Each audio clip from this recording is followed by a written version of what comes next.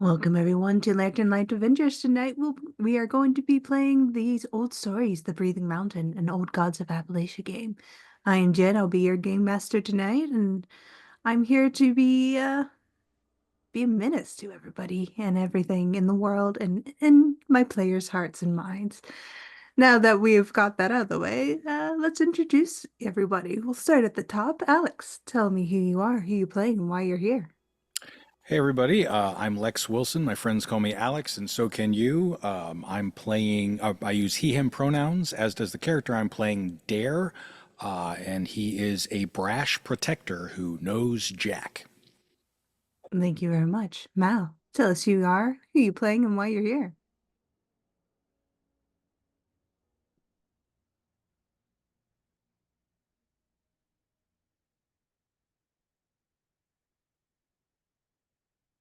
Thank you very much. And Silky, tell us who you are, why you're here, and give us those announcements for us today. Hey friends, my name is Siliqui Jaden. I use they them pronouns. You can find me most places online as FatSapphicBro. I will be playing Jasper Joaquim Vicente, he they pronouns, who is a hardy protector who defends what matters. Our good friend SirHeckAlot cannot join us today due to technical issues, but they should be back with us next week. We love you, Heck. Welcome back to our space here at Lantern Light Adventures. This is home to all of our TTRPG and related content on Twitch. All of our games are also uploaded to our Lantern Light Adventures YouTube channel.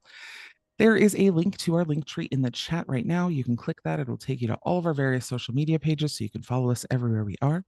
If you want to be kept up to date on everything that we're doing, feel free to also join our Discord, which is linked in the chat. Thanks for joining us today for the Old Stories, The Breathing Mountain, our horror-themed Old Gods of Appalachia actual play. We will be streaming this game most Wednesdays, 2 to 5 p.m. PST. Friendly reminder that this is a horror-themed game, so please care for yourselves as needed. As for where you can find us the rest of the week, on most Sundays from 7:30 to 9:30 p.m. PST, we stream Era of the Dragons, our D&D 5e actual play. On most Tuesdays from 6 to 9 p.m. PST, we stream An Empty Dream, our Girl by Moonlight actual play.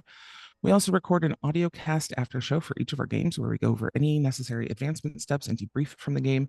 You can listen to these for free on our Patreon at patreon.com/lanternlightadventures. All of these after shows will always be free, but we appreciate any contributions and support as it helps us continue to bring you awesome queer content. Just as a reminder, each month we take the last 7 days of the month off so we can edit and prepare more content for y'all, as well as have a bit of break to handle our day-to-day responsibilities. And finally, in support of a free Palestine, we will be financially supporting a family through the Pass the Hat project. More information for that will be shared once we're assigned our family. Until then, there is a donation link for Doctors Without Borders on our page that you can support in the meantime. Thanks so much. Thank you. Now, let's get into it. So, we started this story about 10 years ago. The mountain took the best of the men in Timber. The stars fell that night and lives were lost, and through all this chaos, heartache, and sorrow, two deals were made. One with the Green Man, now known as Applejack/John. The other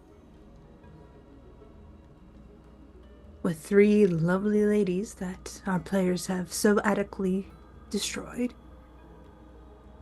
But along with that was a fourth being.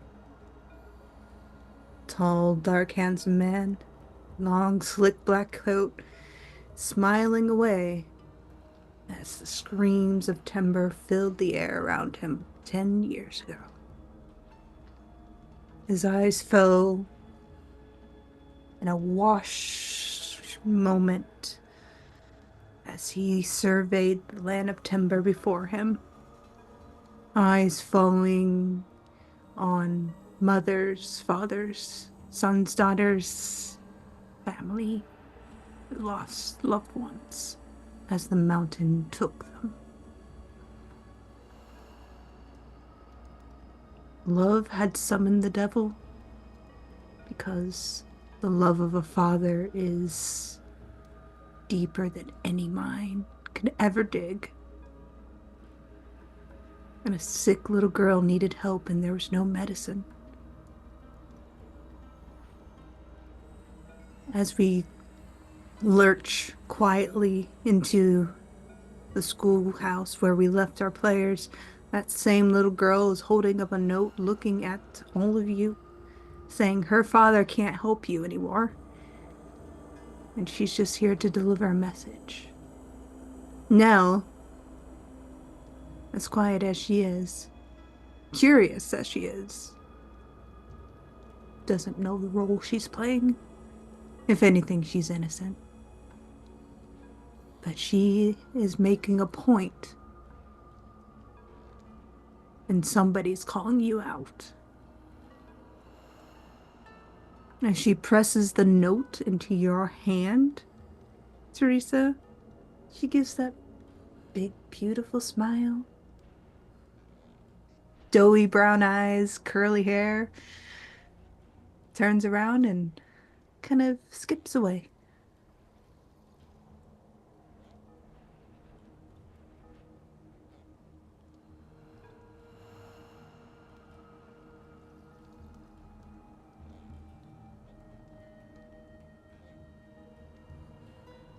It just says, love is such a terrible curse, isn't it? Come to the middle of town if you want to talk.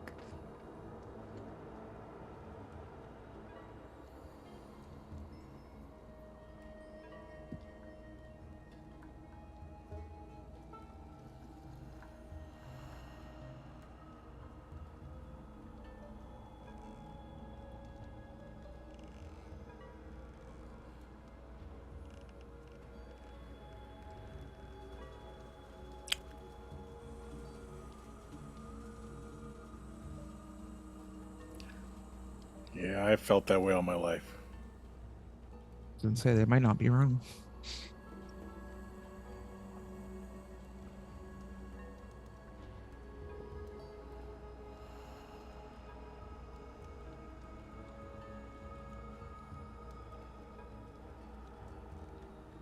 We owe them that much, I suppose.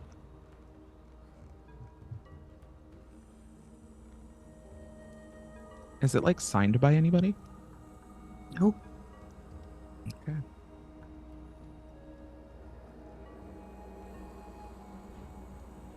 Into the unknown. I think we've been there for a while now. It's getting out. This is a trick. No. Oh, yeah. Forgot about that. Yeah, you did have a fight. Don't forget you did level up, so don't forget that. You're still injured from the fight despite leveling up. You don't heal upon leveling, just so you Okay. know. That's not how the cipher system works. Okay. Well, I'm at 6 out of 24 might right now, and my speed and intellect are untouched, so.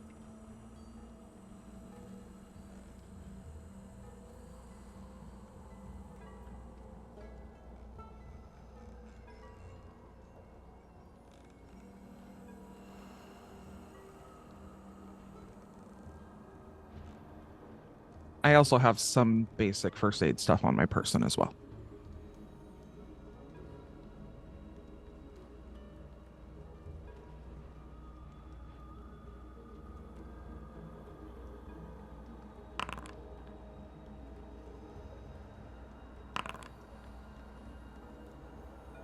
Fantastic. Thank you.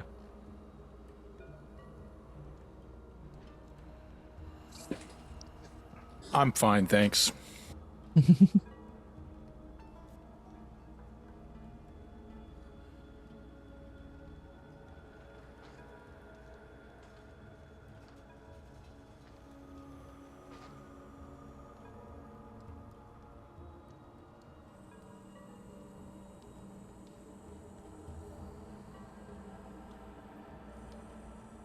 So, making your way towards town as you were so kindly invited. There's a sort of intensity to the air. Like, you know you're stepping into danger, or you're self-aware enough to know that there's danger around you. It's kind of the feeling you get when you walk into the woods, knowing that there are predators, bigger and meaner out there.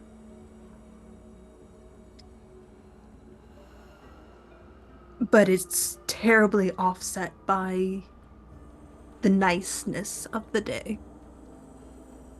A nice, warm summer's day, bustling town that it is.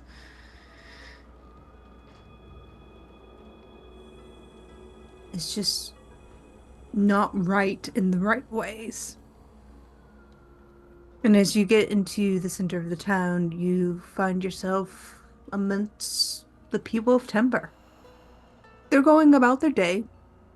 Miss Jenny Brown and the others don't seem to be missed as of yet.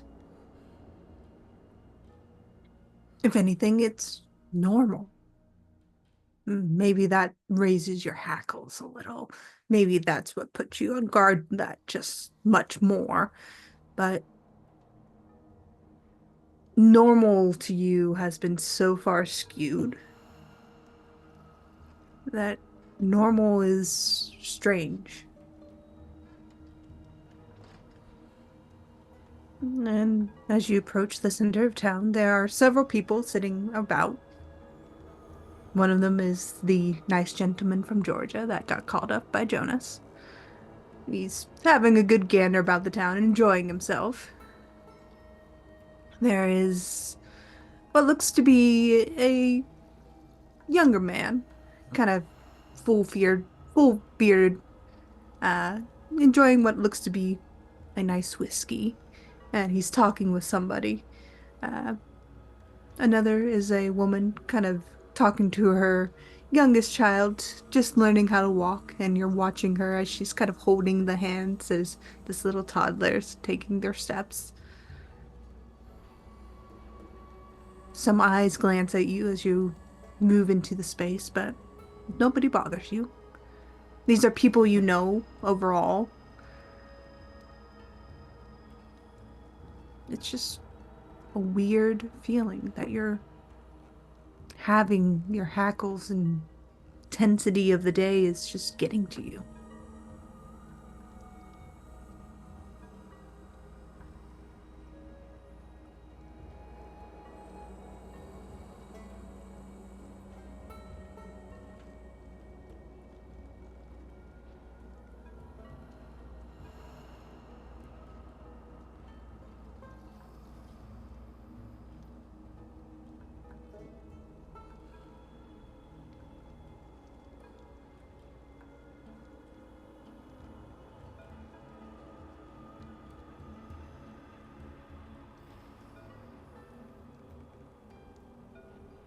You can make perceptions, observation, sight-based rolls, if you so wish. How about like sensing lies? Like I probably sense that something's off or I don't. Sure. The whole town's a lie. All right. I hope I'm wrong. For me, 15. I'm trained in perception. Mhm. I rolled terribly. I rolled a 2. GM intrusion. Okay.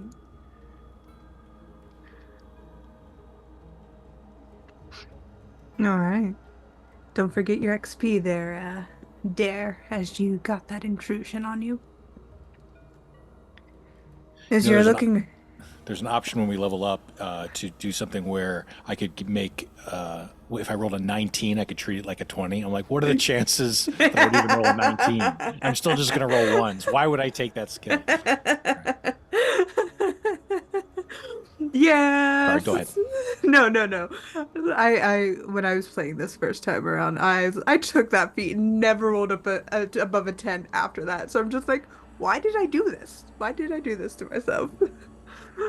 But as you're all looking around, Jasper, your eyes clock on a couple people moving a cart through. They're new to town. They look a bit strange.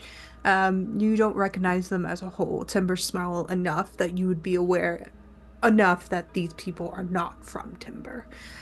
You Theresa, get a little distracted by somebody tripping over a crate of apples and spilling them everywhere, and they're kind of cursing, and they have a skin knee, and that kind of draws your attention away.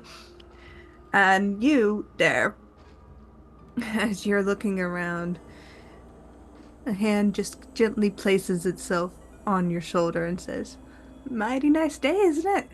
And you get a pat on your shoulder as they move around you.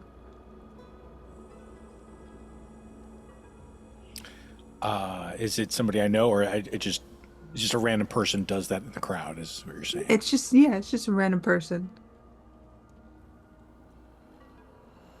Great. Uh, it's a day. They kind of nod. Yeah, I guess so. As they keep walking.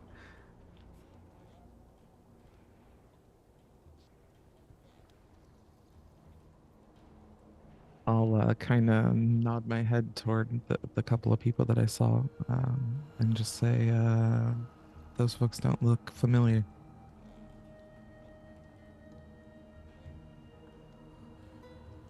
I don't even know what that means anymore. Yeah, me either. Fair. It's the people you think you know. Yeah. I mean, yeah, how many of us made deals and no one knew about it for a long time? So, do we really know these folks?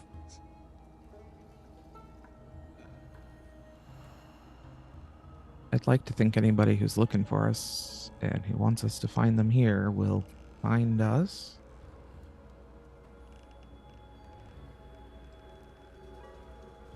But nothing goes the way I think it's going to go, so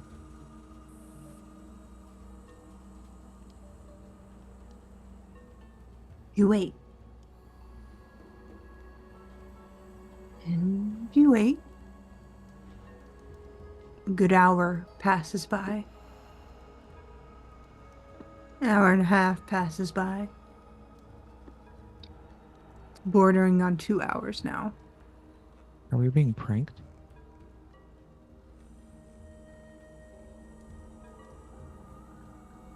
You know, it's entirely possible. Is there some place that the gods don't want us to be right now?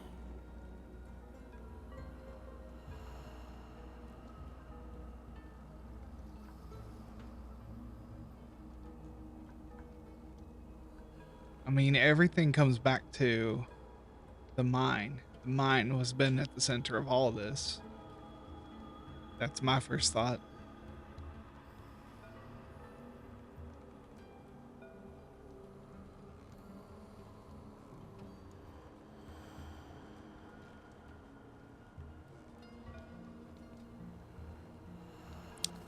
I feel like I know less every day, so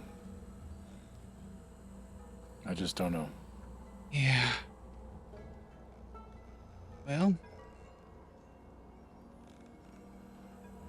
Well, I ain't sticking around here. I got invited here. I ain't waiting for them to show up, and it's not on me. So, I feel like Teresa's is gonna start walking towards home. She's kind of sick of this. Yeah. You start walking home. Nobody stops you. I would follow, of course. Of course. You follow Jasper. And there you're left alone in the middle of the town. Yeah, I guess I'll go check in on the dogs. Yeah, you go check it in the dogs. They're so happy to see you. Jonas and John are there. They've been watching after your dogs and they're having a good chat. But as you approach, they kind of wave you over and they have a small meal prep for you. They have done cooking in your kitchen. Not that you've given them permission, they've just done it. But it's a nice meal. Your dogs are happy to see you. They want their butt scratched like all dogs do. It's a nice day. Cool. I'll play with them together and then play with them one at a time. And if I got time, maybe I'll take a nap. Yeah, you can definitely take that nap. Great.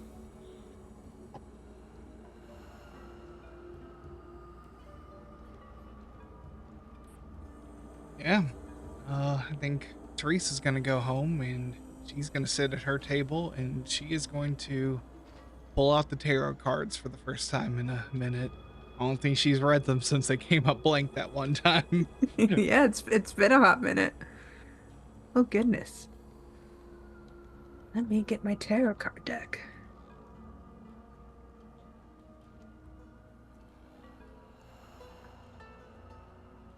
So,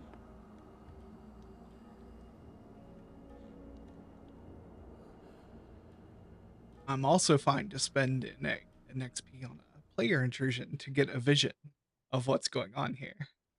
of course. I think I'm gonna do that. I'll spend an XP. I got plenty to spare. So Of course. So, do you pull the cards? I pull the cards. All right. Pulling 6 or 5? Say 5. Okay.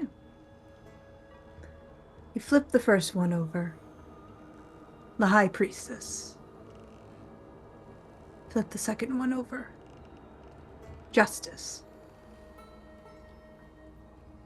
Third, the Devil. Fourth, the Tower.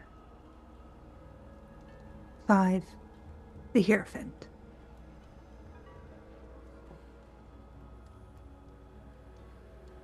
And for those who don't understand tarot card readings, the High Priestess. You're aware of feminine power within, intuitive, conscious at a spiritual level, looking for guidance and answers and a secret to be revealed. You desire a wise guide to help you address your concerns and questions, and you have the intuition to do so. For justice, you want a fair and righteous outcome, whether it concerns business or relationships or the world in general. You are in the right, at least you feel so, to whatever decision you come across or approach. The Devil. You're afraid of it, things being out of your control. It's hard to resist the temptations being put in front of you. Whether it's money or deals or what have you, it's hard to resist. It's not a positive outcome. You might focus your doubts here. And then there's the Tower. It's disruptive change, and it's inevitable, and it's painful sometimes. But seeing it through does make you a stronger person. For the Hierophant, you're simply struggling to conform, to adapt. You're having a crisis of faith, of self, or something very unsettling is on a spiritual level. You're asking yourself who you really are. And as these cards spread out in front of you, you see Owen's hand touch the Devil, pull it away from the deck, and then push the Priestess towards you, Theresa. And then he slides the Tower over, removes the Hierophant towards the Devil, and then pushes Justice so that it stands in between you, the Devil.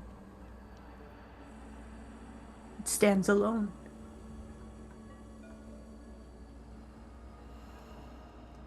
Owen sits quietly down beside you. Leans forward on his hand, and he says, Love is not a burden or a curse. Remember that.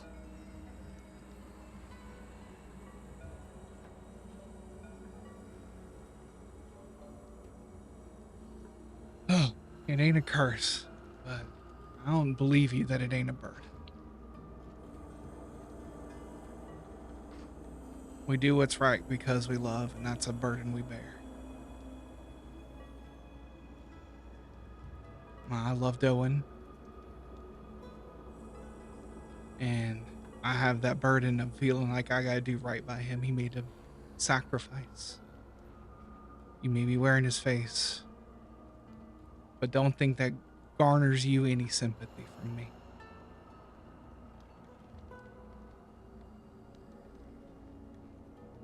The thing that wears Owen's face shifts unnaturally for a moment and then rights its shoulders and leans forward. When did you start distinguishing me from Owen?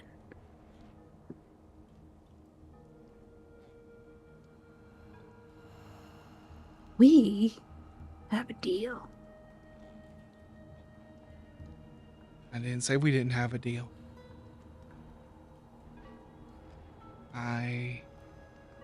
I need what you give me, and I think you need me for something.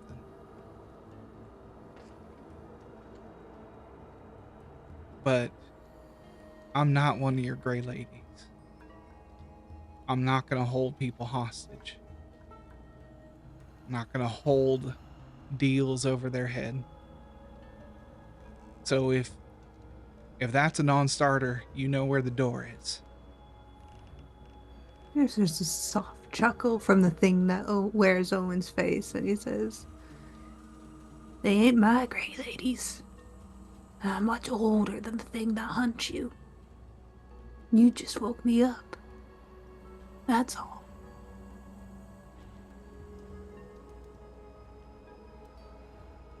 Are you the thing they call the inner dark?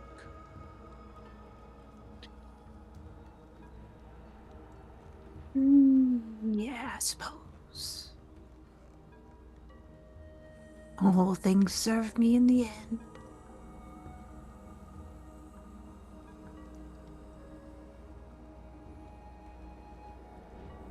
You know, it feels fitting that you be around a town like this. What?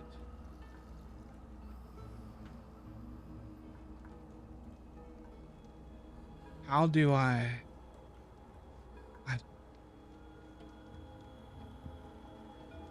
what do you want me to do? Not a dangerous question.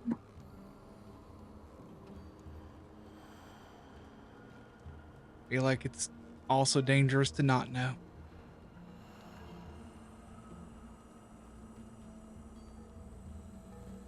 There's a very long pause from the thing that wears Owen's face. And it says, "Meet them at the center."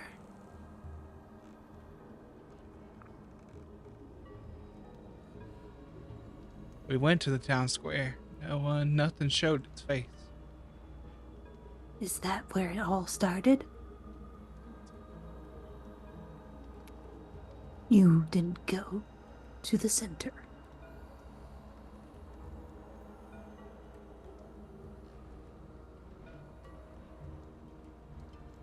You went to the end, where the crack pierced the glass.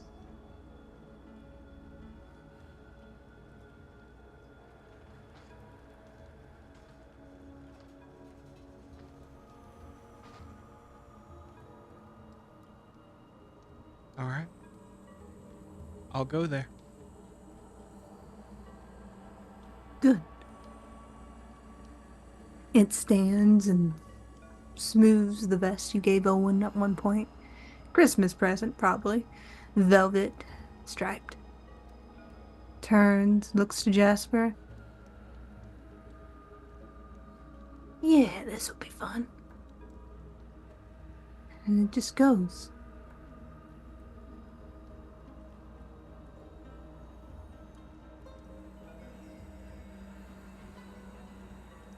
what has this looked like from Jasper's point of view? Okay, so I was gonna say that probably when we got in, I just didn't want to interrupt you. I would have probably just laid down on the couch to nap because I'm kind of hurt. So, and then question. So I have recover. It says you can make an extra recovery roll each day. This roll is just one action, so you can make 2 recovery rolls that each take 1 action, one roll that takes 10 minutes, a 4th roll that takes 1 hour, and a 5th roll that requires 10 hours of rest. So what, if anything, can I do with that exactly?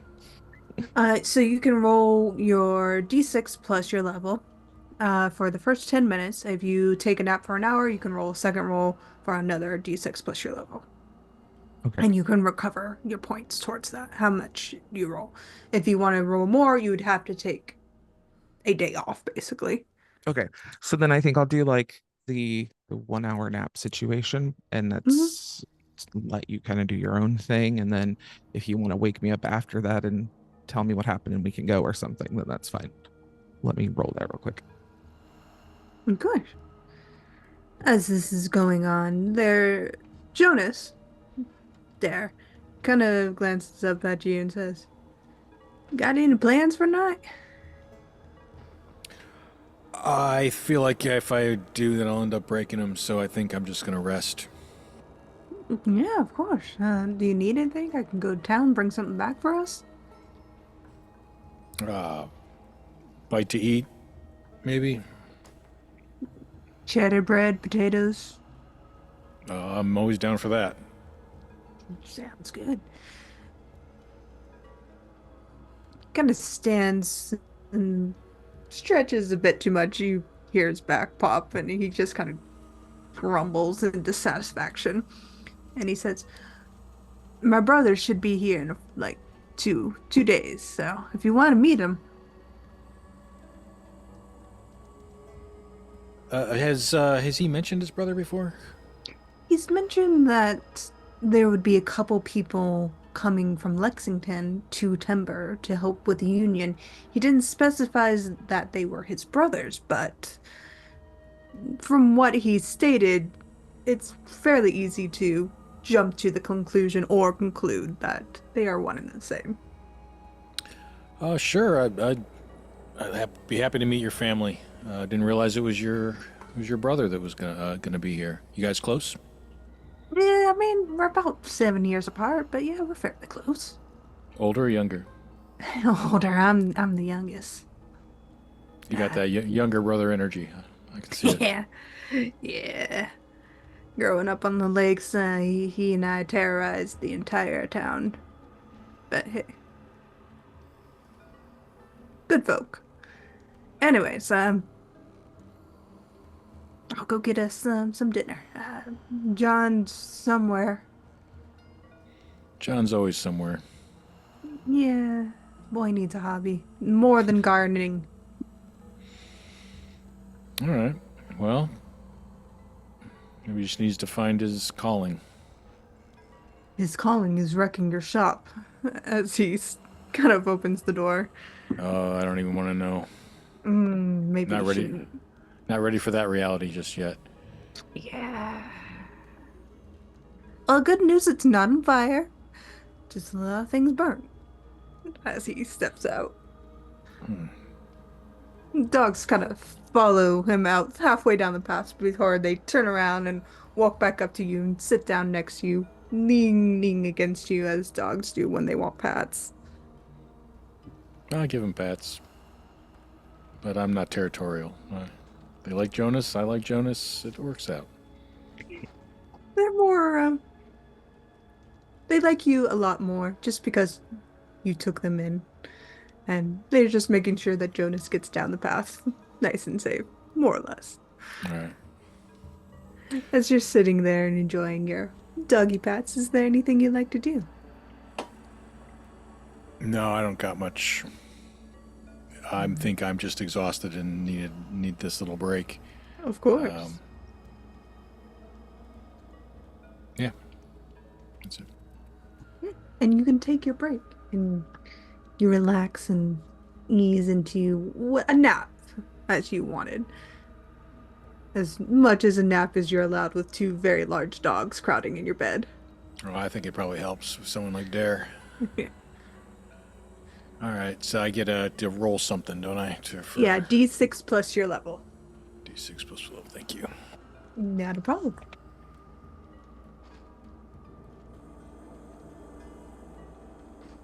And I can do that for across the board, like with might, speed, and intellect. I have damage in all of them. Just gonna choose where to allocate them, or does it have to be might? It will have to be one pool first, and once that's topped up, then you go to the next pool. Got it. But it can be part of the same nap if I get to the top. Yeah. Great. Excellent. Yes. I think so.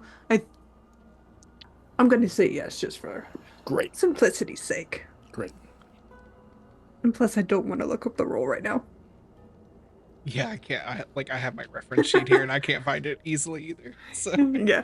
It's more of I don't want to spend 20 minutes looking for a clarifying roll. Thank you. Yeah, it's fine. Fair. And plus, it's fine. Like you guys worked hard. You beat 3 very high level NPCs, so I slept hard. I rolled a 6, so very nice. Nice. I should say, if you roll a 1 on your health recoveries, it does not count as a GM intrusion. Just reroll the ones. do you really think I would tell you? Good to know, Roll because a I one. definitely rolled one of the ones I rolled was a 1. Please. During I a nap? Please, I'm so sorry. I forgot to clarify that a while ago. That is my bad. Please do not tell me Awesome. you've got a 1, because it's fine. You do not need those GM intrusions while you are recovering. That's okay. I was slow to realize that we needed to increase our might, speed, and/or intellect as we leveled up. So I came close to death and didn't need to come close to death in some of these previous fights. So we're all learning. We'll get it. We'll get it eventually. yeah, Oh no. just in time for the season to end. That's how I feel when I start any new game. It's The old gods are you now. It took a long time, but GG, you died. Now you're all the old gods. Well that's done. the twist. That's the twist. Sweet, but I'm up to 23. Nice. Fantastic. But yes, you can all recover as you need or as you wish, taking the information you've gathered or wanted. Jonas eventually does come back and cooks you a nice meal there as you rest, and it's a nice, more or less, corned beef and potatoes with a little bit of cheese. I'll take it, and let him know that I appreciate it. Of course. As the day kind of wears on, you've woken up from your naps and recovered. Is there anything you'd like to do? As some of you've been given a very explicit invite. Yep.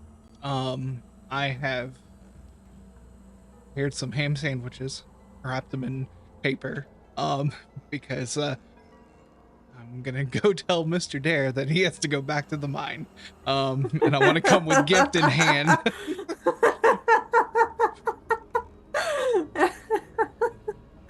Yeah. Is it the chipped ham, like the really nice Midwestern? Yes, of course. She cooked a whole ham, and like this is just knife cuts off of it. Yeah. Oh yeah. Chipped ham's the best ham. I will not take any other answer. All right, I'm giving orders for my dogs to attack anyone with a job or anything. Oh my gosh. As Jasper stirs, Theresa says, "Oh, well, we were right. We need to go to the mine, we need to go to not the center of town, the center of what's happening." Of course we do. Yep. Here's a sandwich. Awesome. Thank you. You see that she puts the other one in like her apron pocket. For Dare. Softening the blow. Yeah. Yeah. Also, I worry that he's not eating enough on his own. Yeah. It's not so good with the taking care of himself thing.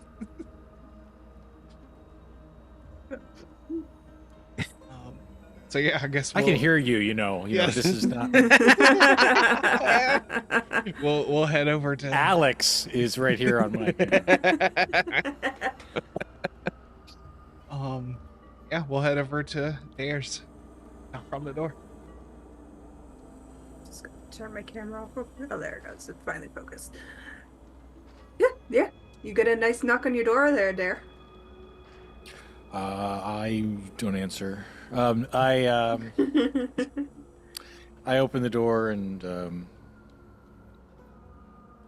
I probably see the look on your faces, and I'm like, and I just start packing. I have to expect it a no and a closed door.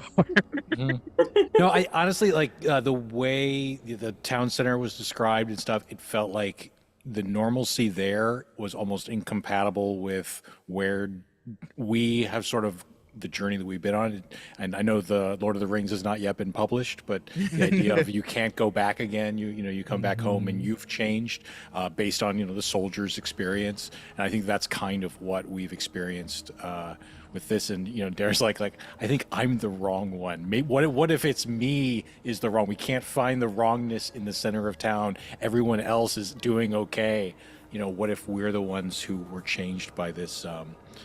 By these horrors or by this experience, not the town. We don't have to fix anything with them. It's us that's the problem.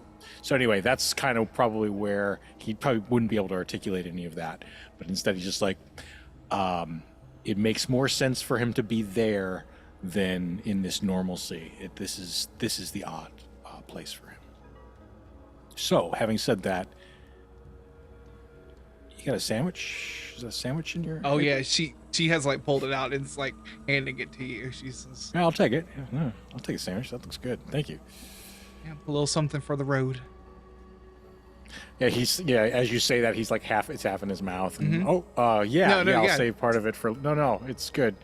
And I put it with the with my pocket biscuits, what's left of it. But I have devoured most of that sandwich.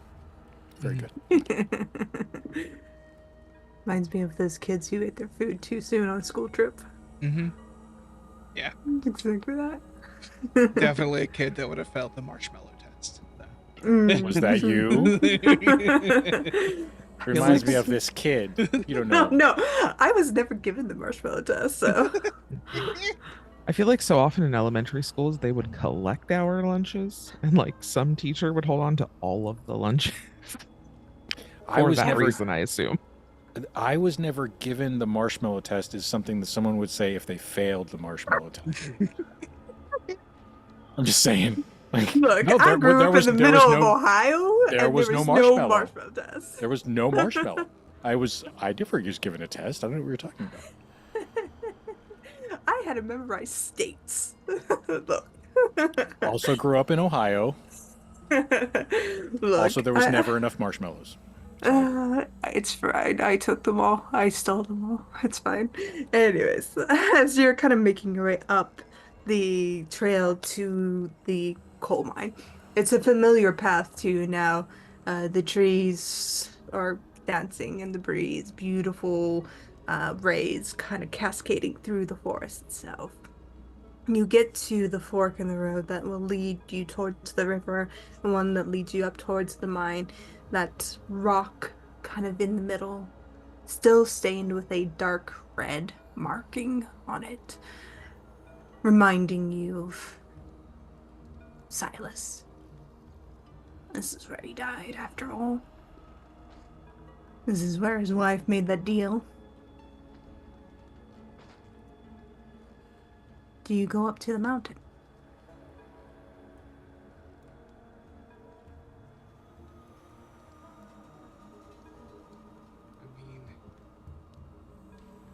I don't know if Theresa verbalizes it, but this is definitely like she knows this is the point of no return. If we go there, we're in it. I mean, we already were in it, but this is another step, I think she'll just like give you all a glance. Gauge how you're feeling. I don't think that this seems significant to DAIRE as far as the many points of no return. It just almost the entire thing probably feels inevitable to him.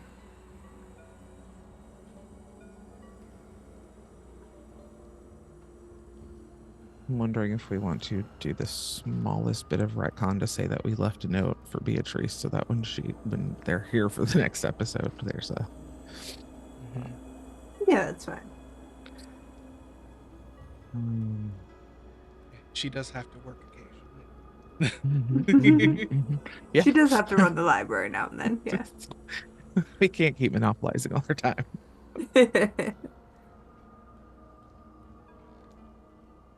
All right, we head up.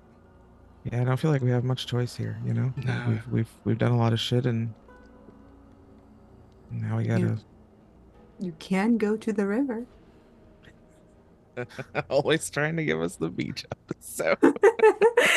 We're gonna do a beach episode, I swear. So help me. But as you go up towards the mountain, up towards the coal mine, the thing that seems to reach up tragically for the past, grasping at your ankles, trying to hold and distill fear into you. Force gradually becomes quieter and quieter, till the only thing you hear is just your footsteps and breathing, the rustling of your clothes. And then, like a great yawn, the trees part, and you're in the clearing that leads right up to the mine's entrance. And standing there, adjusting his glasses, is a tall, dark-haired man, handsome, long, dark coat. And he's looking up at the mountain. Skinny little thing. Hardly a threat to any of you. Hand on his hips. As you approach, he turns and kind of gives you a wave and says, "Howdy!"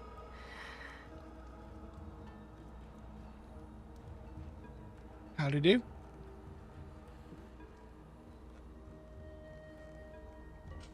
Give a nod. Yeah, same.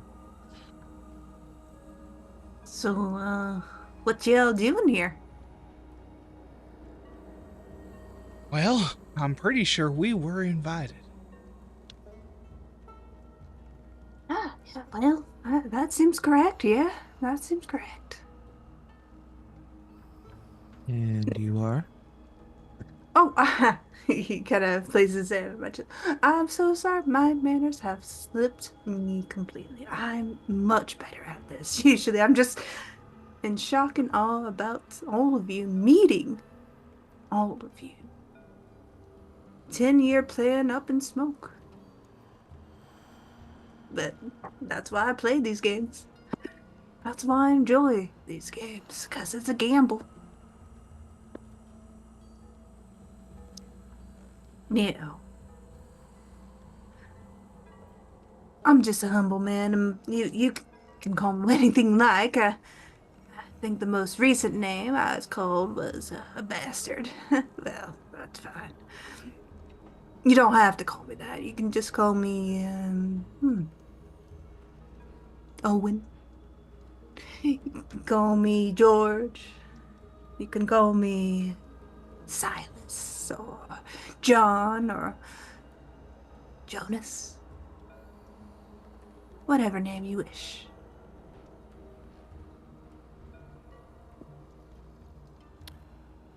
Are we to take this as all of those people are just manifestations of this guy? No. You get the sense he's threatening you by using those specific names. In a cheerful, gentlemanly way.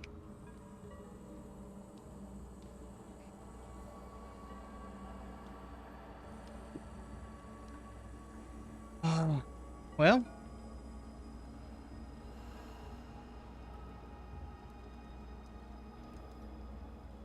not really sure what to call you. That's a lot of names. I don't know, somebody who gambles with other people's lives? Asshole? That would be a lot of assholes in the world. particularly the men who are currently getting geared up and ready to fight a war.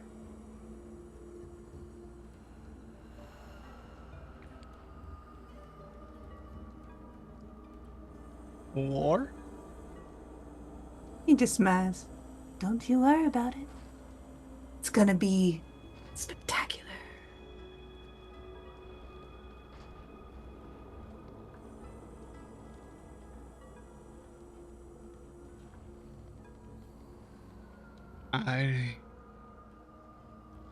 No, Theresa keeps that internal. She's disgusted by calling a war spectacular. Like, she's old enough to remember World War One, and yeah. World War II hasn't quite happened yet. Yeah, exactly. She's old enough to remember the Great War.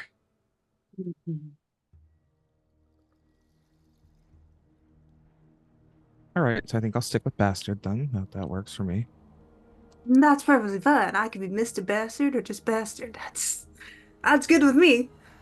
I'll take no offense to it. Why are you here? Why have you summoned us? Oh, it wasn't a summon, it was an invitation. You could have chosen not to come. I've been perfectly fine. My feelings would have been hurt, don't get me wrong. I just wanted to meet all of you. You're quite spectacular. Not in the light up the sky spectacular. No, that's the gifts of the stars. Now you see here, my good friends.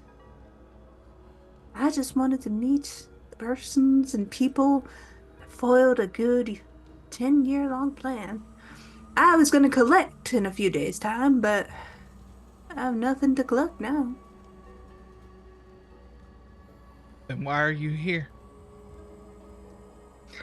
I suppose I get a little mad when my own get a little hurt.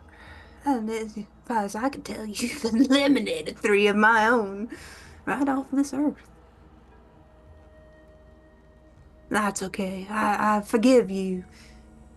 Forgiveness is something people do, yeah? Sometimes. Sometimes. I get a little annoyed too, though. Mm. At the same thing. When people of mine get hurt. That's perfectly reasonable, Miss Dare. It's only human after all. Well, that's all we got. Being human. Indeed. Now, I came to collect. And I intend to collect.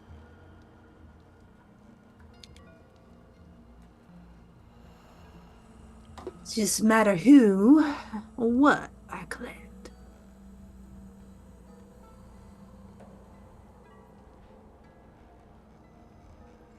Is this a negotiation?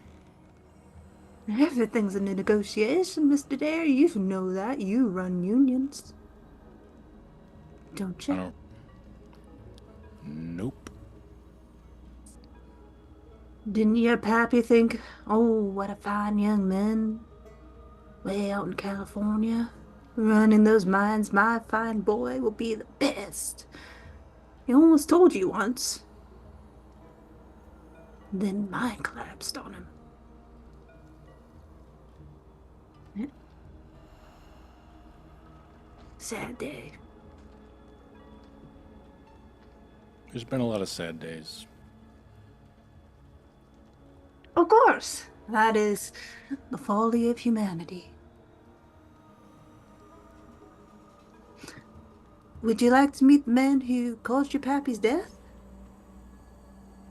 I can give him to you as part of this negotiation.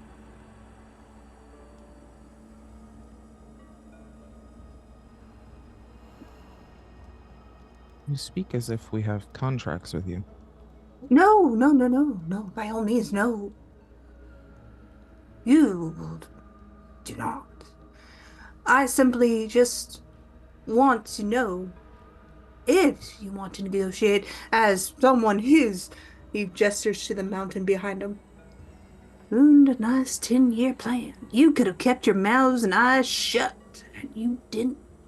Instead, you answered the call to some whitewashed upstart magic user who wanted to free his beloved. Love is a burden. Love's a curse. Makes us fold over and over again, but none of that now. I just want to know, do you want to help? What do you love? Myself, of course. Oh, that makes sense.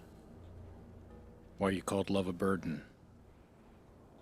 It's a burden to look after oneself. I gotta look. He kind of gestures to himself. Fine. Well, I mean, of course love's a burden, but none of us look at that way. Because it's also a joy. When you love something other than yourself. I suppose so. I do love gambling. And I do love games.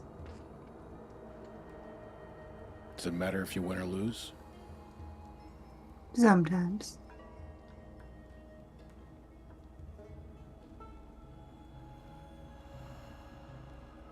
It sounds to me like you already lost your hand, though.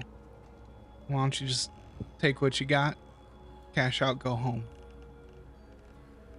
Well, that's the thing. As he kind of rocks back on his heels, I did lose all but one card.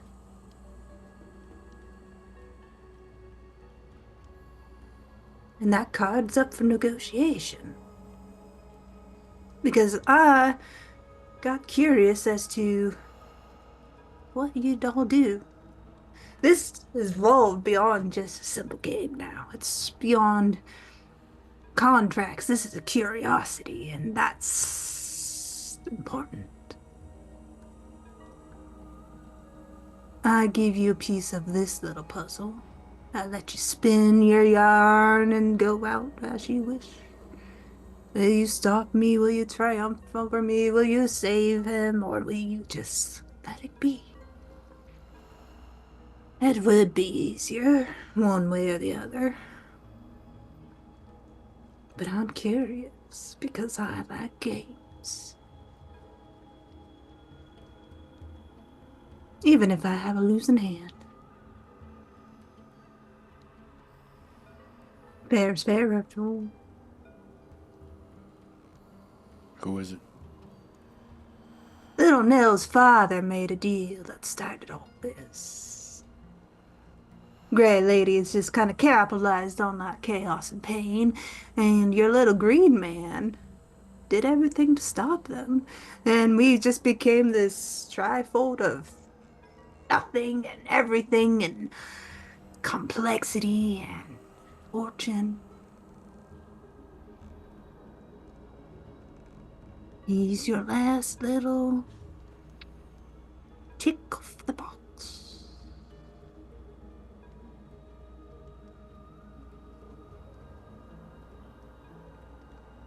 So, my offer is you let me collect. Let Nell be raised by people other than her father. That's fine. Nobody really gets hurt, and the man who started all this pays for what he did.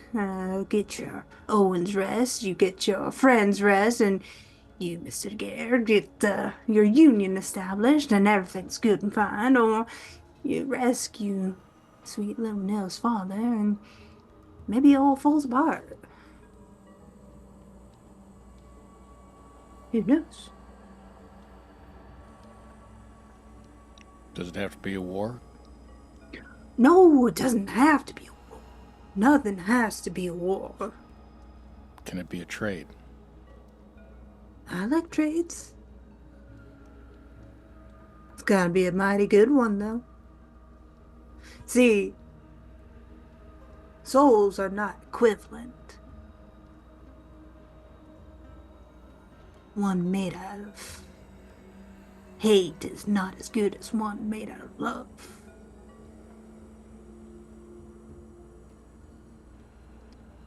You trade me for Nell's dad?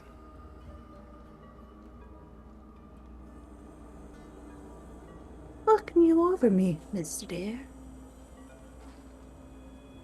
10 years of this town suffering, like he did? Nope. You get me and nothing else. Curious deal. But you get to walk away. Oh, I get to walk away. I get to walk away. I mean, From if you're what? going to balk at all of our offers, perhaps you might walk away with nothing today. Oh, I'm not balking. I'm just curious as to what else is there. What else you sliding across my table? I'm liking the first opening bid. Mr. Dare's soul for one soul is pretty good. I'm a little unclear on some details of your previous arrangements. You said that Nell's father made a deal. Why haven't you collected? You're clearly a powerful being. You clearly got an agenda. You clearly know what's yours. Why haven't you already taken, collected, and gone your own way? I told you, Miss Theresa. This is beyond collecting now. I am curious.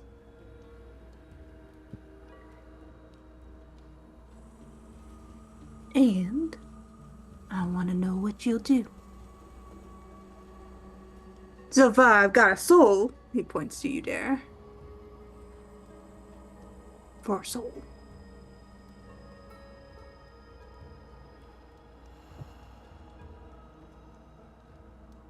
Love ain't a curse. And the only burden in love is to do right by the people you love. Mr. Dare honestly probably loves everyone else in this town more than himself. And I love Dare. I love Jasper. I love this town. And I'm going to do what I need to do to protect it. If you're trying to extract more than your fair share, I ain't going to stand for that.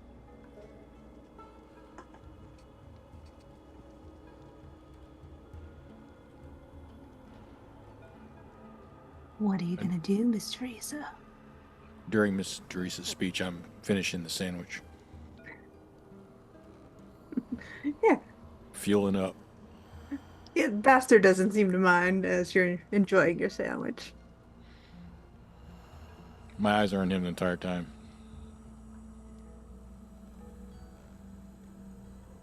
The image of you just with sustained eye contact as you eat a sandwich is just so good. While standing up. Yeah, it's I love it. kind of soft eyes. You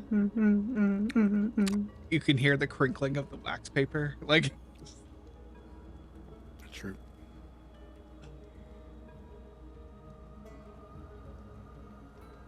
I think the more important question here is what will you do if I say you get nothing today? Well, you have 2 days' time, so I can walk away with nothing today. That's perfectly fine. But I will collect in 2 days. I like my games, but I also like seeing them end.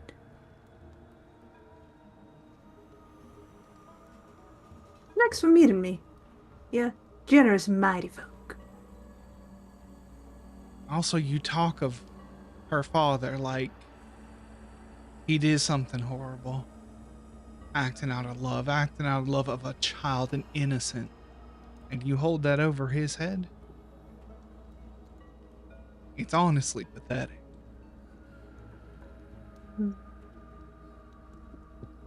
Perhaps.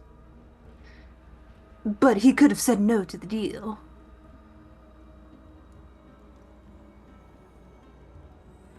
Ain't that a kick in the head? As he just chuckles as he walks past all of you.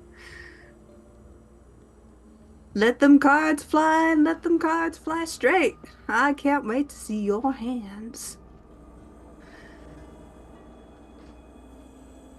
I know ain't always a choice, and I think you know that. And that tells me all I need to know about you. Bastard stops halfway down the trail and turns to you. No, it's always a choice. People just ain't willing to pay that price. That's why I like humans so much. And what prevents us from doing to you what we did to your gray ladies? None. Just, I can't kill in a way that's meaningful. So, I'll come back. Take care. I'm gonna go have some of that mighty nice moonshine George is making in this shack. Hope you have a good day, folks.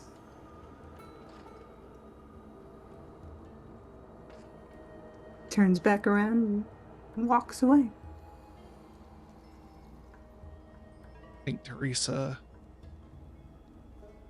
she'll actually spit on the ground and mumble a curse word or two under her breath about all this.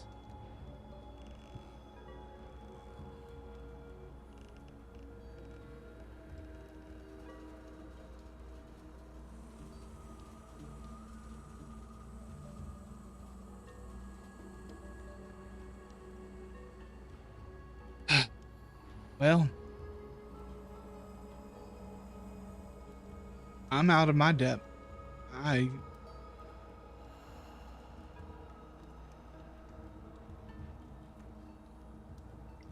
Same. Yeah, I'm not seeing a lot of good options here.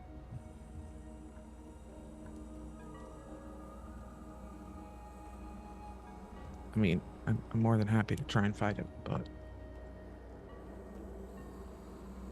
Not the I don't know phrase that I'd that's gonna use, get us but anywhere.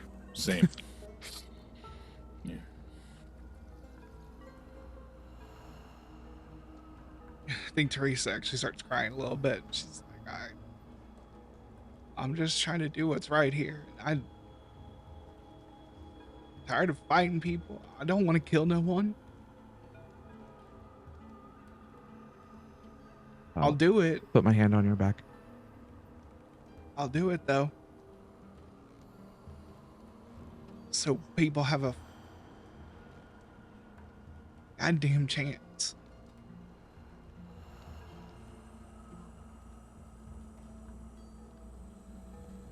Well, the bastard's getting drunk. Should we see if we can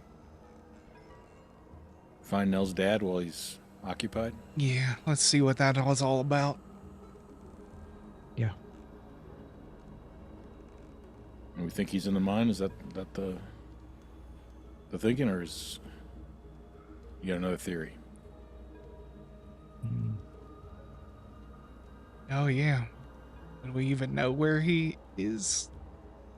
Do we know if was in town or anything, or we haven't seen You hide nor haven't hair? seen.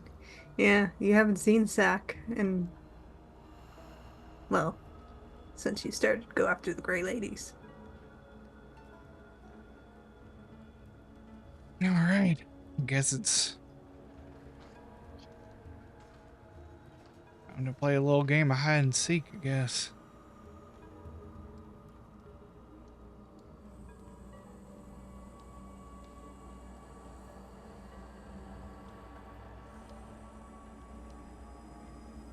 I don't know. Do we think he has him and he's going to collect at some other point?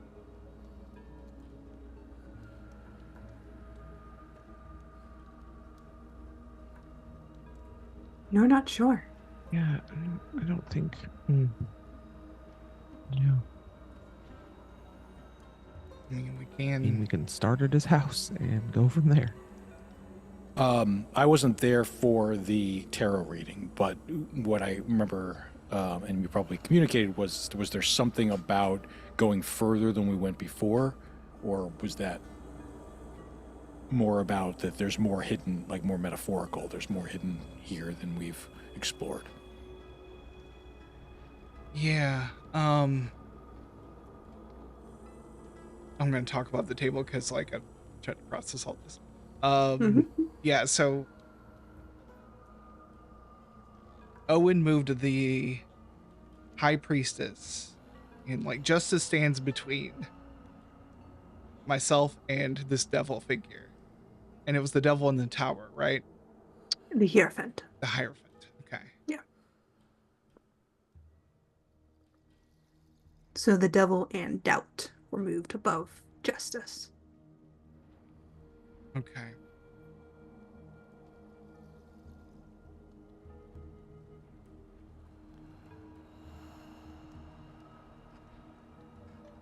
All right.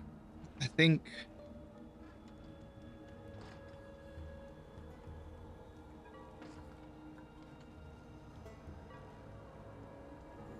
yeah, I think we need to go further. We need to look deeper. I think we need to be resolute.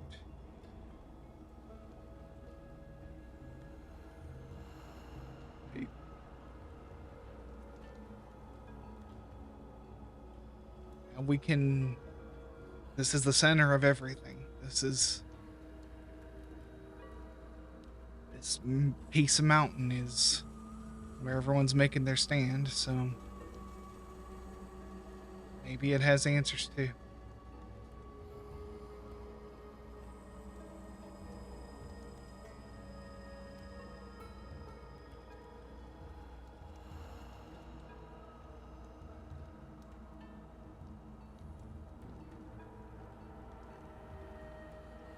Once more into the mine. Yeah. Yes, that's what we're Right. doing. Going back in the cave again. I mean, we could do the beach day. We don't have very many sessions left. I mean, you could totally do the beach day. Like, you can go across the river Styx. You know what? Fine. We've saved the town a lot. I mean, how many You deserve a times? day off. You deserve some I time. guess we do Maybe- have 2 days, and If Timber is in this much trouble, maybe it wasn't supposed to be around, you know, I mean, for the 50s. Change of plans. Just let it go under. It's fine. Whatever. it's fine. Wipe it clean. what, Gave it the whole. what's one more Appalachian ghost town? You know, like, Start I mean- fresh. Jesus. I mean, us in the modern world, we've never heard of Timber, right? So who are we to fuck with history? Yeah, this guy. This is it's a real story. Timber is actually a ghost town. No. Yeah, I haven't done the research. I probably should. All right. no, Spoiler alert. We're all stuck in a death loop. no, It's reliving our fully deaths. Teresa's in her head, like imagine her feet in the banks of the like sitting on the bank, her feet in the water. Like, Y'all, I just realized we've been playing this game for 10 years. eh. Long time. Okay. Like, John would love to go to the river, right? Like, come on. Yeah. John's your big brother's big sister kid that you've taken on. Mm-hmm. But yeah, you go back towards the mine. The door that you had to wiggle your way open opens it again. The stone and lumber is still there. But as you kind of step into the mine itself, the tree that was there has bloomed into a grove. And there is peace here. The magic is thick through the air, and there's a harmony. Almost juxtaposition to the intensity and fear outside of this cave, outside of the mine. The green is well and truly established within this place.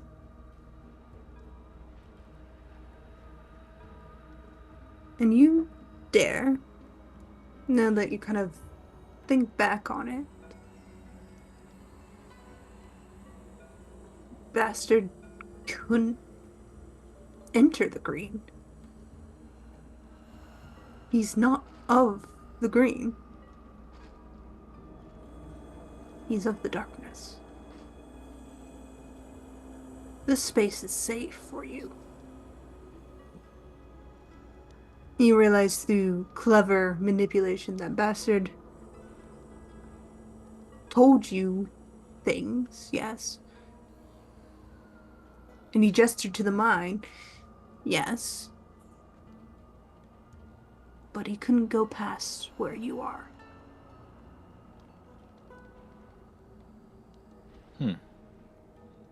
I shared that with the group.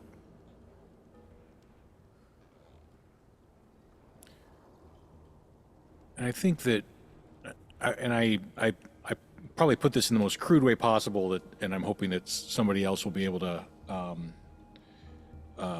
translate and make it like a practical plan out of this. But we've been thinking about the mine as the scary place that we're trying to push back and keep from encroaching into the town, corrupting the town, and turning everything to shit.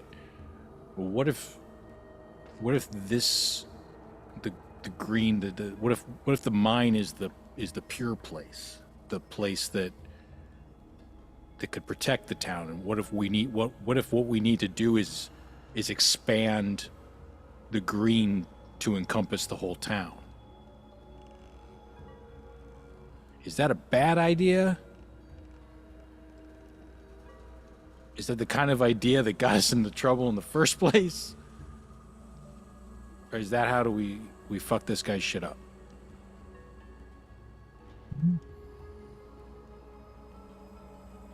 I mean, I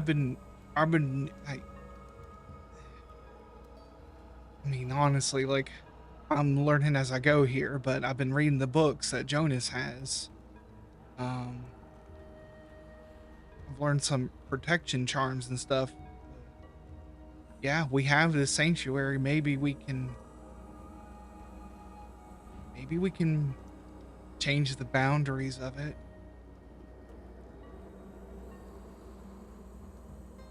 Is there a downside? Assuming we succeed and the cost is reasonable, is there a downside to the green's boundaries being expanded to include timber?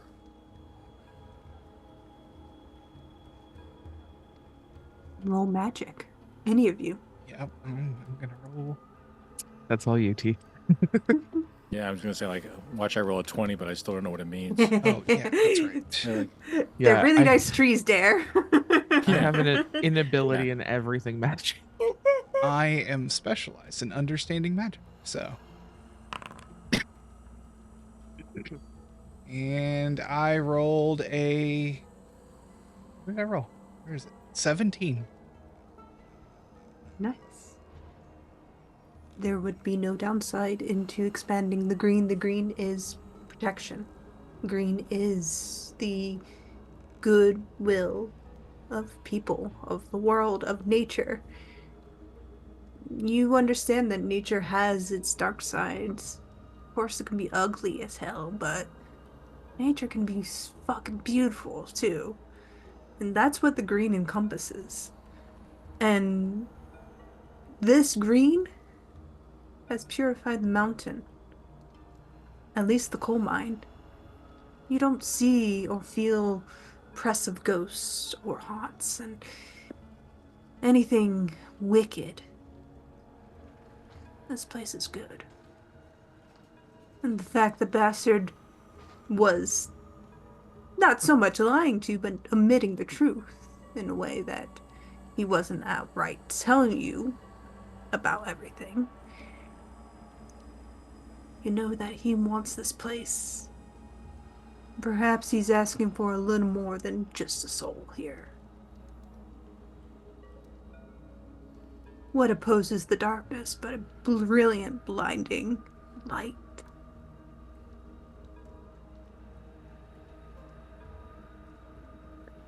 Yeah, Theresa will say, this place is probably the best thing we got going for us. It provides, it protects. I don't see no downside in making the whole town part of the green. I mean, life and death, those things will go on. Those cycles always do. But I think it can truly bring something beautiful. And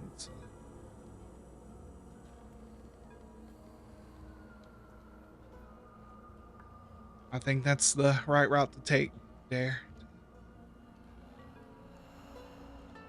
Bring us into the protection of this place.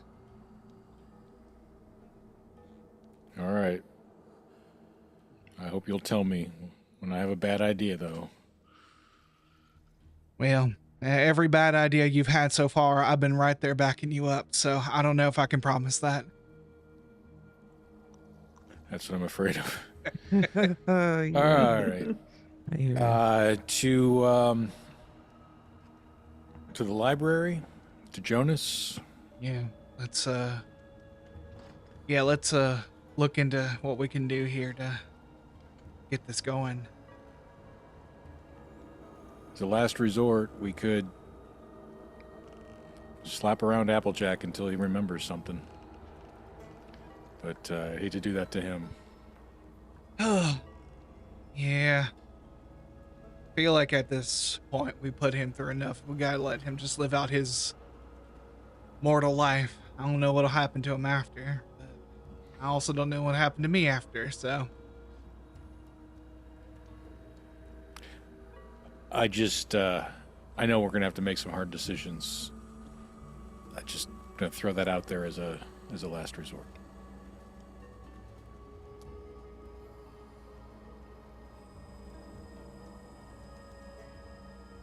Yeah, we can always see if he remembers something.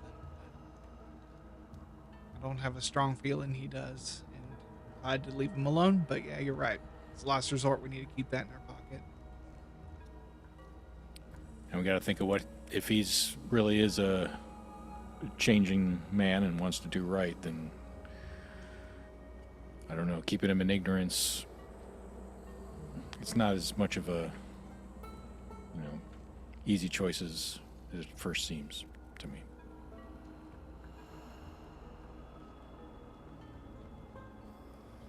Especially if he loses his new home in the process, just because we decided to keep him in the dark.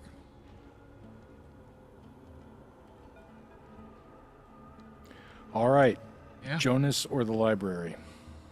Yeah, let's see if Jonas knows anything. Okay. Yeah. All right. You head back down to the mountain, and the tree line almost closes in behind you as you kind of wind your way down. Sound of birds and natural wildlife kind of return slowly to your ears as you make your way closer and closer to the town of Timber. That oppressive, tense feeling still lingers, but somewhat lessened, as if a firm hand is constantly either on your shoulder or pressed against your back. As you make your way towards DAIRE's home, where Jonas is hanging out, you find him kind of sitting there reading a book, and he looks up and he gives you all a smile. Says, "Hey, how you doing?" Doing as well as we can. Yes. We have honestly a harebrained scheme going on. All right. It was entirely Miss Teresa's idea. 100%. yeah. I'll take responsibility for that for sure. Believe it, yeah. And she'll explain that inside the mine is currently a sanctuary protected by the green. I don't know how to do what I want to do, but is there a way we can expand that? Make this place all under the protection of the green? Yeah, actually, it's pretty easy. Remember the tree I planted? Mm-hmm. Well, trees have saplings, and well, anything that's touched the green can kind of plant them.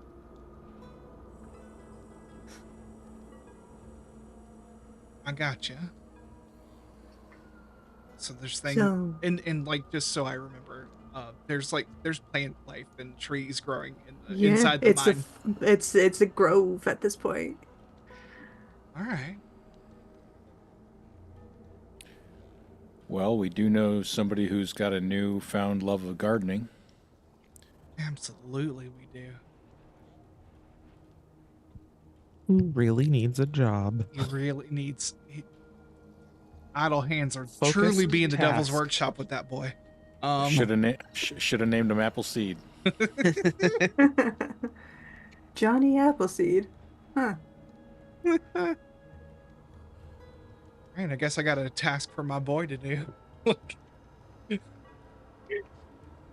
I think we're all needing to be put to work. Yeah, absolutely. Jonas will take out some papers, organizing. You see that he has the Daring Union off to one side that he's been working and organizing, putting officers in and whatnot. But he sets that aside. And he writes, "What are you calling yourselves?"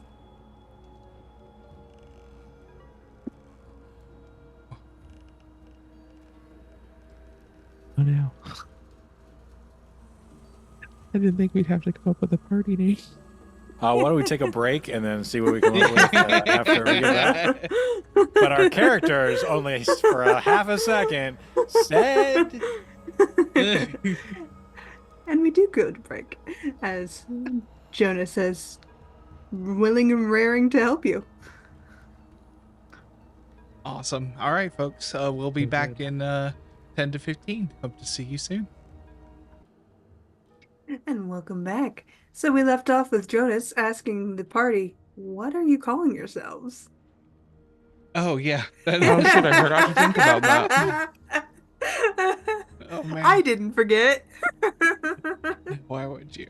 My immediate thought was I'm a Kinks fan, or at least I listened to a lot of Kinks in my life. So the Village Yes. Green Preservation Society was one of them. Or I just popped into Canada not too long ago, so maybe Timbits. Adorable. All I can think is, oops. Oops. How about Compromise Village Green Timbits? I love it. Yep. All right, you are now the Village Green Timbits. Explaining that to Heck, it's going to be fun. I'm not going to do it. I'm just going to say this is your name now. So, Village Green Timbits is written across a piece of paper in writing, and Jonas starts making a list of tasks and chores and things that can be accomplished by all of you. You have to find John. He's John. But you can start to look for him as Jonas is making this list of tasks for you guys.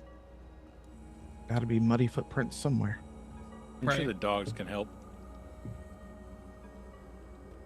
Dogs know John pretty well at this point.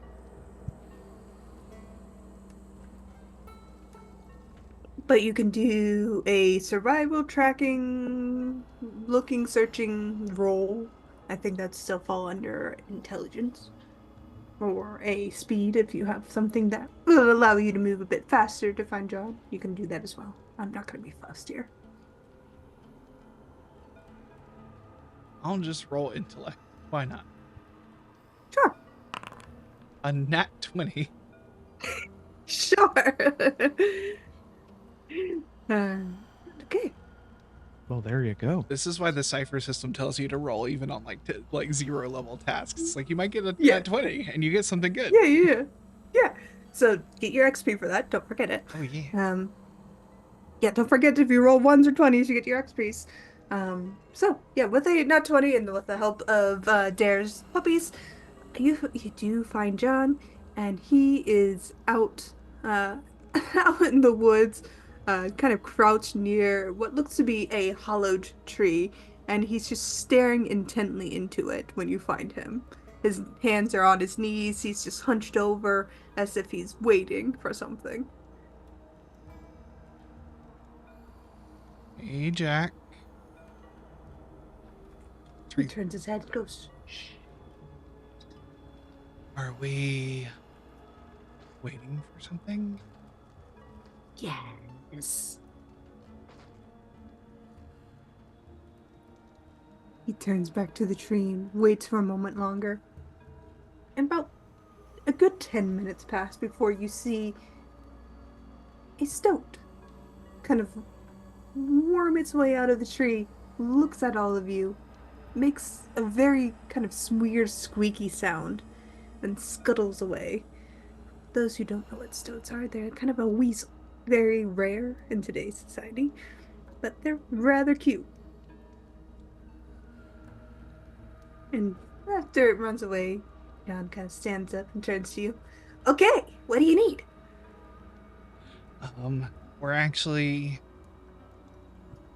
We're gonna plant some trees, Okay. and we kind of need your help with that. I am the best gardener here. That's why I came to find you. Exactly. Of course. We need to gather some saplings from a particular place, and we're gonna plant them around town. I imagine we kind of made a map of where we're gonna plant these trees. Yeah, you would understand that every town has a boundary, and Timber's no different. So you can easily find boundary lines within the map. In fact,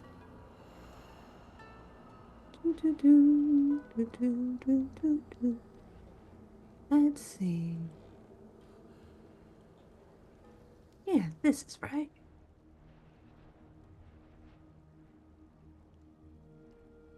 You have the map of the town. And it's sprawling with the river kind of cutting through it.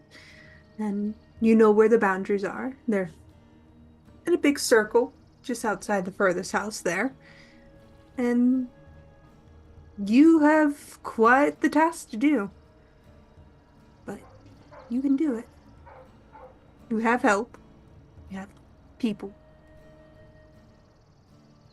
Jonas is there to tell you how far you can plant these trees apart, but John's there. He's like, I got this. I'm the best, and he's ready and raring to go.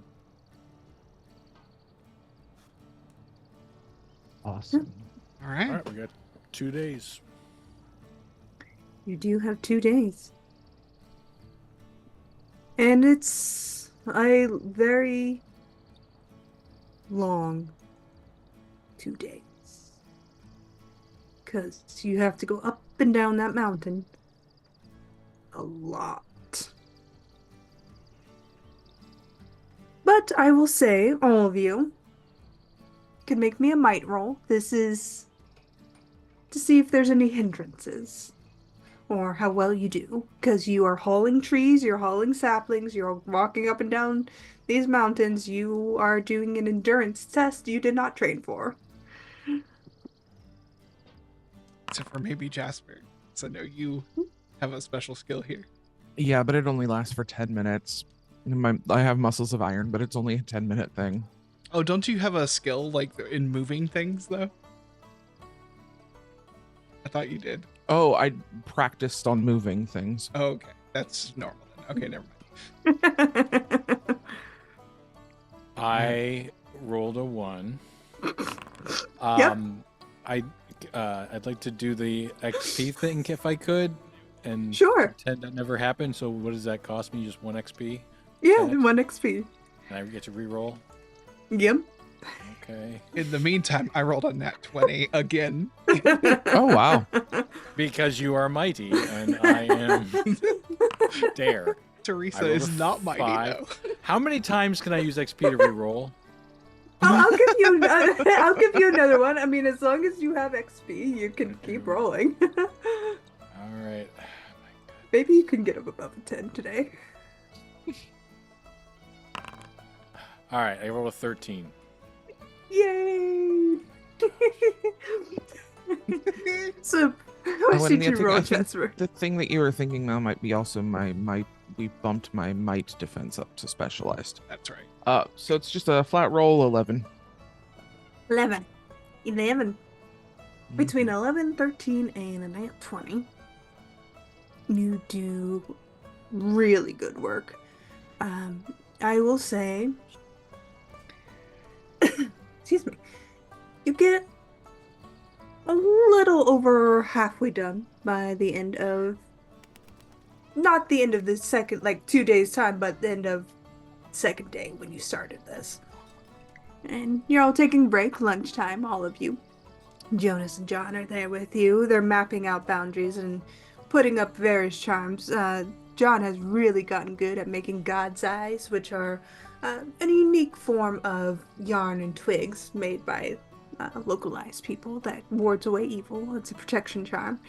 And he's making a very pretty one. And he holds it up to everyone, and it's a beautiful array of green and red. This little diamond-shaped God's eye held together by twigs and tension, making this kind of unique charm. And he hands it over to you, DAIRE, and says, "This one's for you."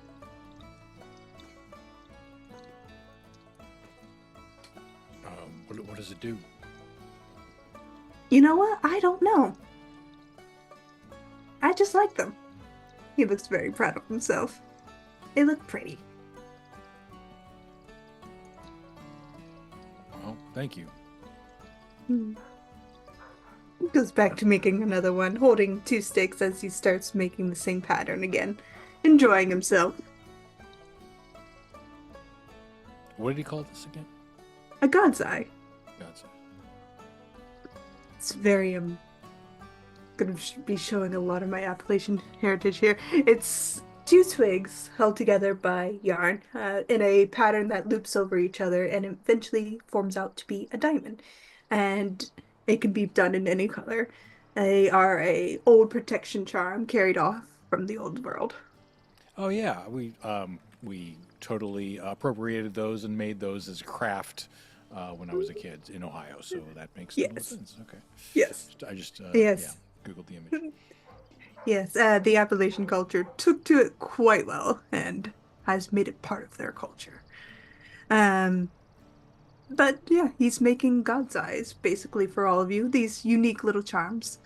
And once he's done, he looks very proud of himself, has no idea what they actually do or how they function. He just likes them.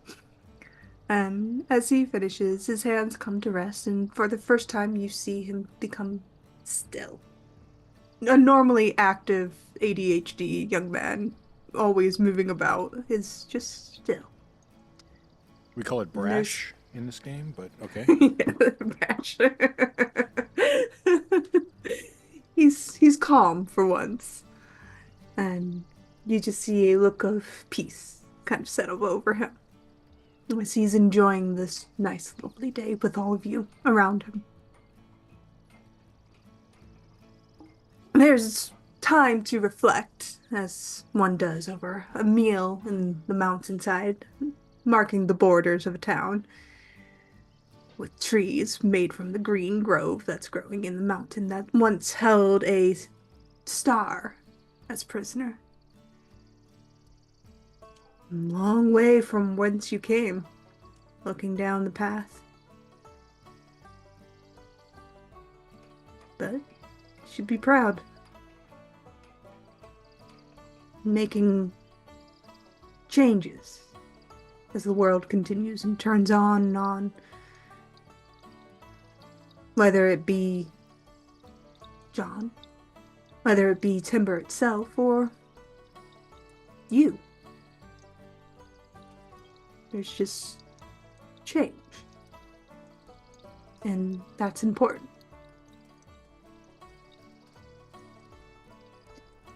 This is something I could get used to.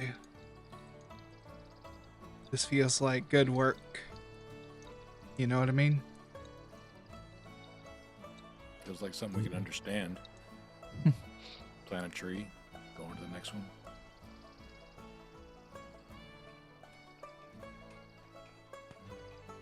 It is true.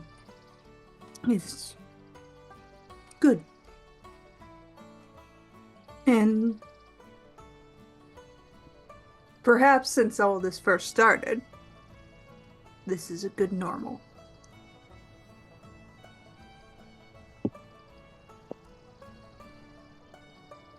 But devil makes work of idle hands, of course. Mm-hmm. And you gotta get back to work.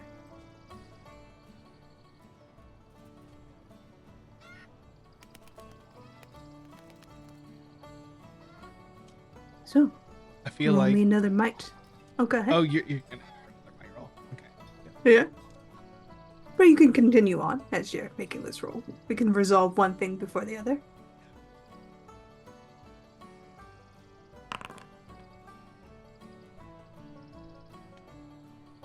And 18. A whopping 2 for me.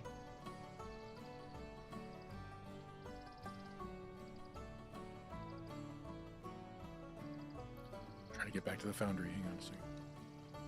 There it is.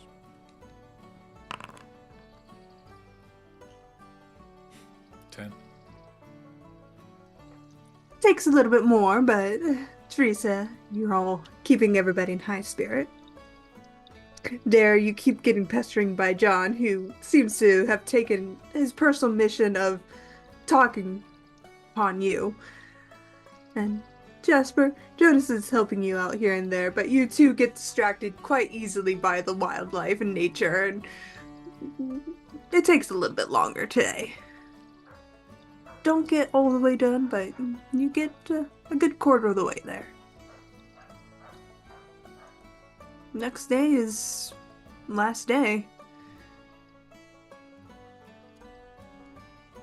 And Devil hasn't come talking to you yet, but you've seen him. Bastard has been wandering the town talking to people. Not sure what he's doing entirely. He's always cleverly one step ahead of you. You can chase him through the town, but he's always out of reach. Have we seen Zach or his kiddo yet at all? You've seen Nell, but you've not seen Zach.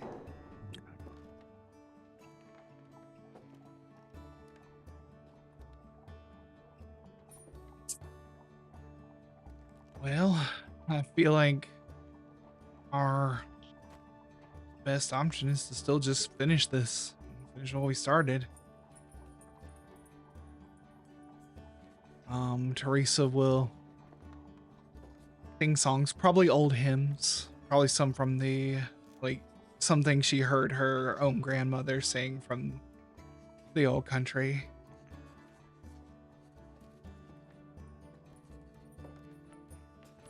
Yeah. Mountains fill with those hymns, and peace eases the tension that's been building.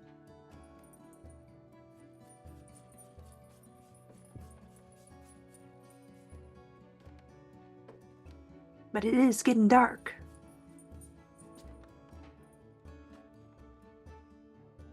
Do we know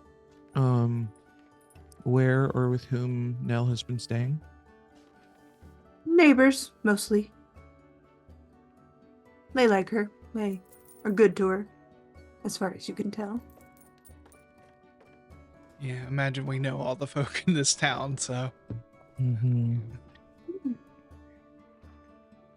Somebody's not raising somebody else's child and wouldn't be Appalachia.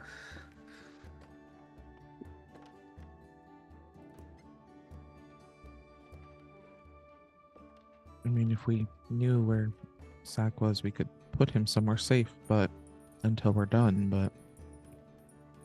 Well, the whole point of this is that the whole town will be safe. When we're ready, when we're done, and... I don't know if he runs off or if he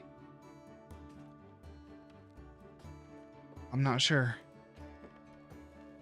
If you want to go looking for him, though, I think me and Jack here, we can keep working on this.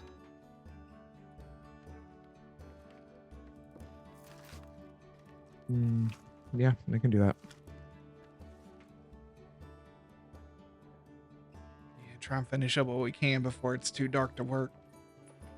Good idea to split the party. Is this the last day that we have? This is the day before the last day. Okay, so we still have a little bit of time then. Yeah, you still have a little bit of time. I say we finish the job. Yeah. I was thinking we were on the last day, and I didn't want to something to happen tonight. So, yeah, then I think we'll just keep. Stop that face, Jen. Stop it.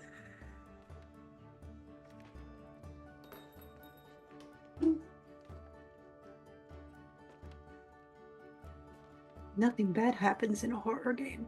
Nah, nothing ever. Mm-hmm. And nothing happens right as you're about to finish something either. You still have a day, so you're not quite finished.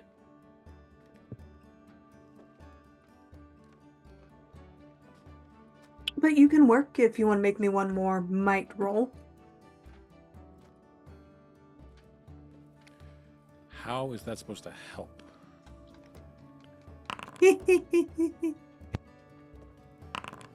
Oh, 15. I never No. said how could it help. I just knew for sure that I would. I mean, yeah. I mean, sometimes you just have to be very sarcastic to your dice. I'm spending an XP to reroll that. Uh-huh. 18 for me. I got my second wind.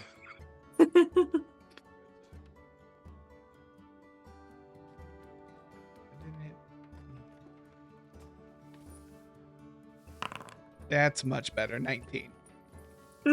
Okay. So, as night kind of pushes in, you all kind of get this last win for the day, and there you realize there's a kind of pattern you can fall into, and you pick it up after John has repeatedly told you, not really shown you, just told you, and eventually he shows you, you're like, ah, that's how you do it. Because he's more about explaining rather than showing, and then once he realizes, oh, maybe I should put 2 and 2 together and actually show it how it's done. You get there, and you and John make a very good clear path. You're spraying these trees, saplings, a good 40-50 feet apart, so you're making good headway with this boundary between the two of you. Jasper, you and Jonas finally focus up and keep going in, and you make the same pattern. Theresa, you're just singing away, and you have this boundary out flat. You figured out an easy way to poke holes, plant trees at the same time, and keep going. And it's good work for the past day and a half you've had here, and full day now, so you've had 2 days under your belt, 1 more day till time's up. But you worked hard, and when you get home, or at least when you head back to town, there is a bit of a party going on. Ham bean soup is out there for you. Nice sourdough bread is on display. People are having a good time. It is a summer festival here in Timber. The worries of the past seem to have melted away, and there's a bit of joy in the air.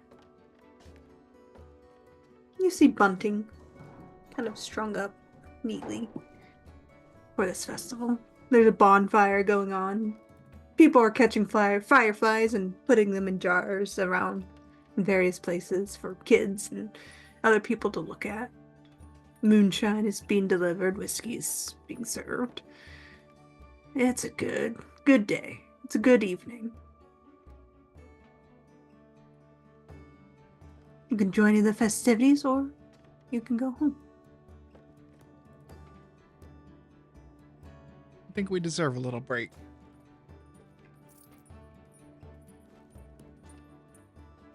I agree. Why not?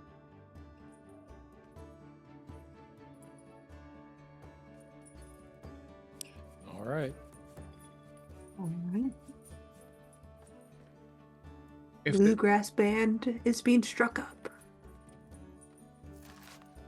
oh yeah, Teresa's gonna 100% pull Jasper into some sort of two-step dance, and Fantastic.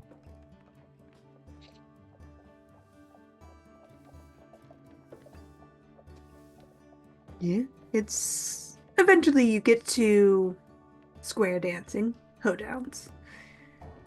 Commentator or the CM is giving you instructions, playing the fiddle well. It's a good feeling. Everything is lively. You are alive in a dark world. And that's important. Hope and love is important. And somebody pulls you into a dance dare.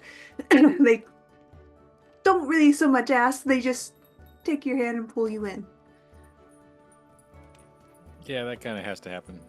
Just they're gonna get me to dance. It's a young person's game. He says, and he's like 30. You know, he's this is old in his soul. Yeah, he dances, enjoys the time with the town people, his friends, and who he thinks of as family. Good. Cider is eventually brought out to everybody. Nice crisp cider. And it's served to everybody. Dancing and merriment is well underway. People are having a good time. Children have been long sent off to bed. Storytellers have been taking up positions around the fireplace, bonfire, are telling stories. And these are old stories too. Master storytellers. They only tell the scary stories when the kids have gone away, and the adults are more privy to it. And they tell some really good spooky stories, things that are from faraway lands, of things haunting the south, vampires of all things. It's a weird little storytelling session, but it's a good one because there's flair and pizzazz all over the place. And it's good. Cider is pressed into each of your hands, if you want it. absolutely. I think Dare doesn't drink at this point. I think he wants to keep his wits. Of course. I think Jasper will take the drink, take a couple sips of it, and then just kind of nurse it the rest of the night. Theresa drinks it. Goes for seconds. Yeah. They are shots at one point for you, Theresa. And you see a very concerned George just watching you as he's holding the ladle to his own moonshine. He's like, "Okay, Miss Theresa, I can take your cup for water."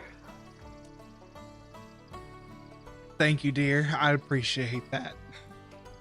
Okay. As George pauses and then pours you another small dip of cider and presses it back and says, "Maybe one more." She'll wink and drink it. Like, maybe just one more. He laughs as he goes and serves the other patrons. Once you're all enjoying yourselves, you can just kind of watch all this merriment. John has found somebody to talk to. They're sharing interests. Another young man who's about his age, and they're kind of exchanging notes. Jonas has saddled up to a nice young lady and is talking various things, particularly the union and how he wants to incorporate it, and she's just nodding along a little bit. Not really saying anything, she's just nodding. It's good. Fire kind of dies down slowly and people start to disperse. Soon there's only about a handful of people just cleaning up here and there. mostly housewives and their husbands or partners, kind of putting things away, just talking in low voices, enjoying the last remaining moments of the night.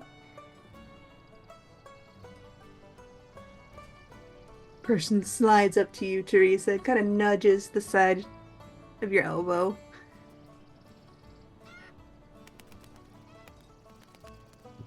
Oh, yeah. Who sidles up next to me? It's Bastard. And he turns to you, tilts his head. I love human bodies.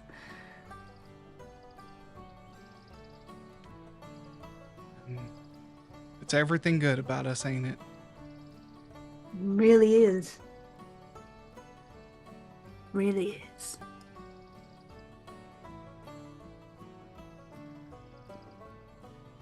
You know, I don't hold any ill will towards you.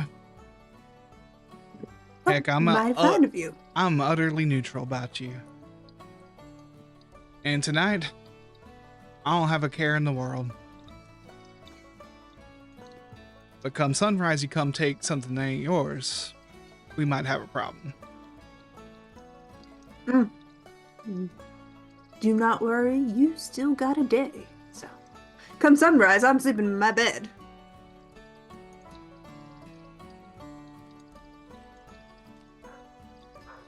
Enjoy the party. And, I'll just stand up and leave him where he is. He watches you go and says, cider's mighty nice. As he takes the cup. Cider's real nice. The best Timber As he has to chuckles. offer, as she, like, holds up the cup and then knocks it back. He raises his own. I'll drink to that. Good night. As he passes by you, Dare. Have a good night. You too, Jasper. Be Have a seeing you. good night.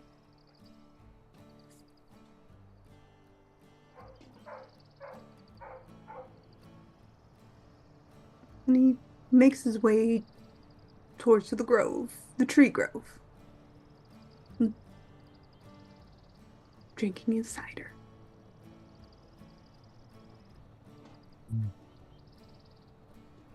I'm watching him go.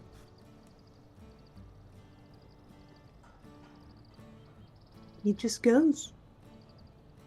Rounds the bend and vanishes out of sight. Doesn't bother you any further. Just seems he was here for the same reason you were. To have a good time. Odd.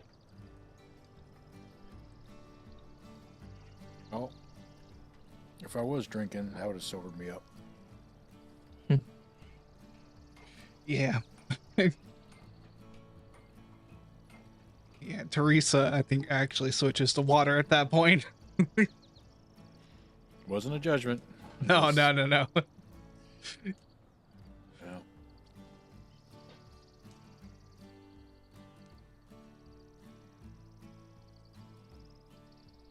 Man.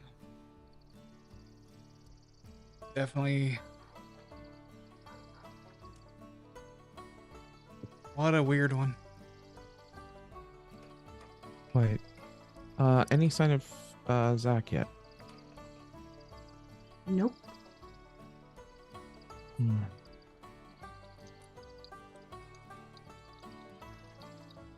The apple seller hasn't been there all night. And someone, I'll go up to whoever's serving cider and he says, and say, hey, I ain't seen Zach in a minute. What, you know, where he's been, keeping out of sight? George kind of leans forward. He's a bit tipsy at this point. He's been drinking his own supply and kind of says, kind of has a farm out towards the apples. And kind of squints. I think. He hiccups a bit. Maybe that's me. I don't know. There's a farm out that way. All right. Maybe we'll bring some bread over to him since he couldn't make it out here. Yeah, I think he'd like that. George kind of looks around and kind of picks up what looks to be a small bundle of wild carrots and says, "These two," and places them into your hand. Yeah, she'll take them and um, she'll kind of like. I imagine she doesn't have her apron right now, so she like will like just hold them to her for now and hmm Yeah, it's a bit awkward because George doesn't stop giving you carrots. He just keeps going to the point where you have at least 4 bushels full. hey honey, I ain't a pack mule, all right? Like I can't carry that much. Oh, he takes all the carrots back, and you see him stoop down, place them in something, pick it up, and hand it to you. That's better. That'll work. He kind of nods and kind of sits down. It's a good nap, Miss Theresa. I haven't had this much fun in a while. That it is. I think everyone here needed to let off a little steam. He kind of nods, humming to himself at this point, zoning out. I don't think we've seen a summer day like this for a while. It's a nice day. He just nods again. I'm gonna go ask her to dance as he stands up. Thanks for talking me into it. As he goes around the table, heading towards a lady that's standing by the bonfire. She'll kind of give him like a slap on the shoulder, like, yeah, you get over there. Like,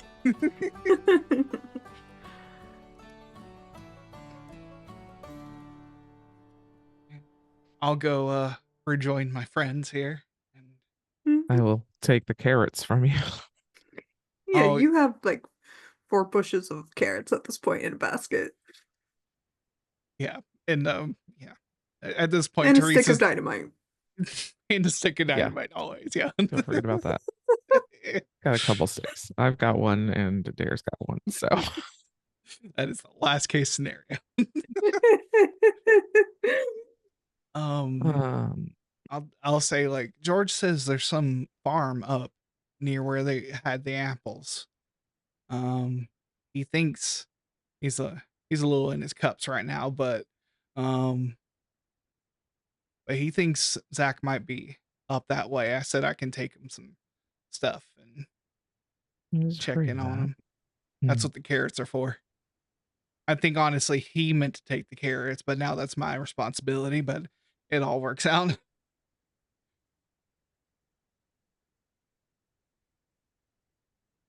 Right. Well, let's head out there then. Yeah. All right. Do like, is the green finished enough, or what's the?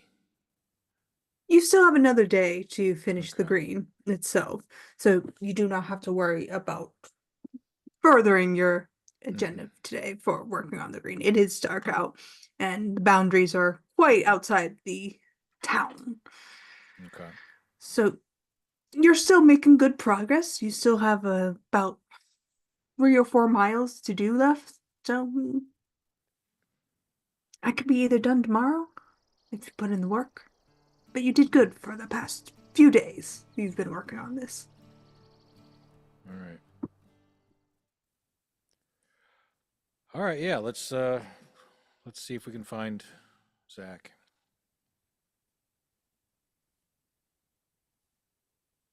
All right. You're moving through the dark.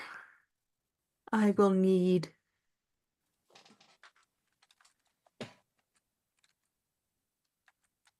survival roles, intelligence, or if you have a role that supports this, such as finding a path or knowing the way or anything like that, you can roll that.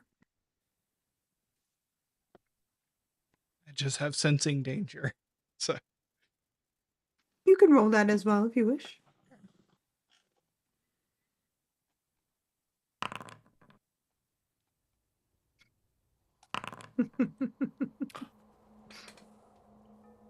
Intellect of all things. I rolled an 18. Wow. Okay.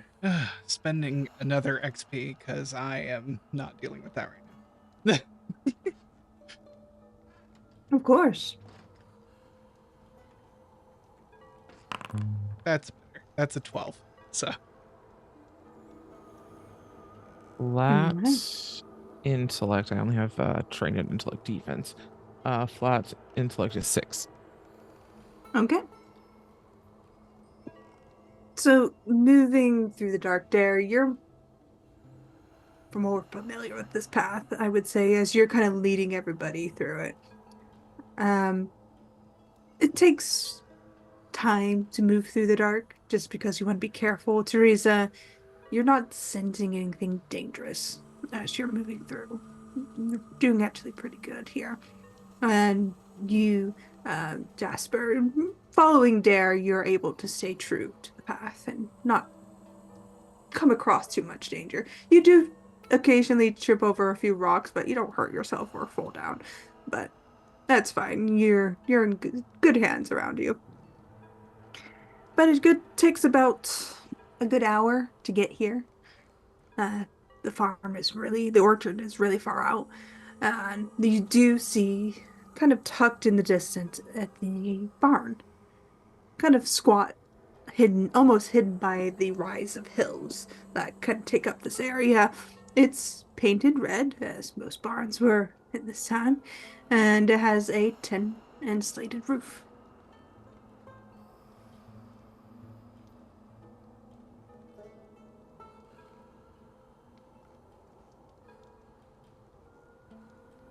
well, Knock on the door. I don't know. I'm just gonna call out. Zach, you around? Make me a perception. That's a 12. Don't hear anything.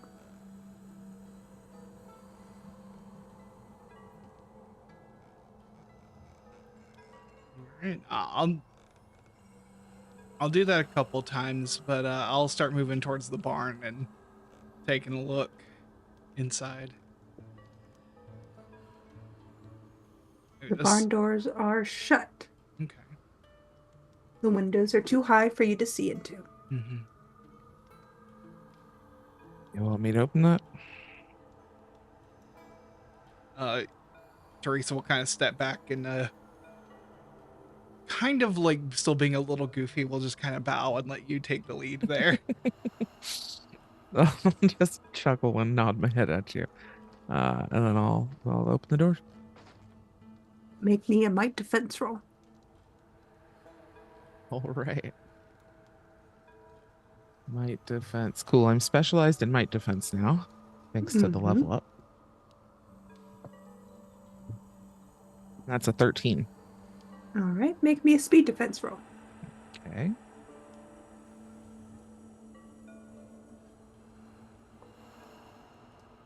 That is just a flat roll because I don't have anything for that. And that is a 3. All right, make me an intellect defense roll. You're going too far now, right? Like it's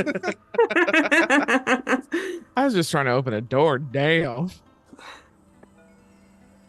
That's a 5. I'm trained in intellect defense. All right, a quick succession of things happen all at once. You open the door. The door was magically trapped. Unfortunately, didn't check for one. While you take it in stride, Jasper, you're good at taking things in stride. You still take 2 points of damage, followed up by 3 points of damage, followed by a whispering voice that says, "Naughty, naughty."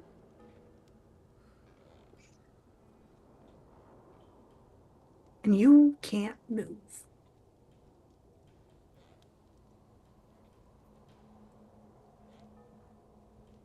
You, Dare, and Theresa just see spurts of blood kind of fly off of Jasper's shoulder. And they're not moving.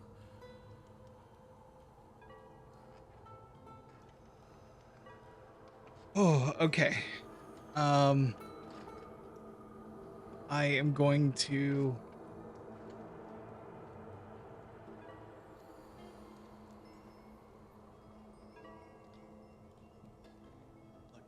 I think I'm just gonna go up to Jasper and like check, like, and see what is going on.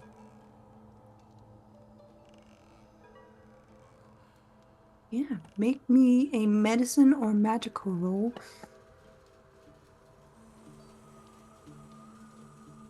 Would this be You using or dare. understanding magic?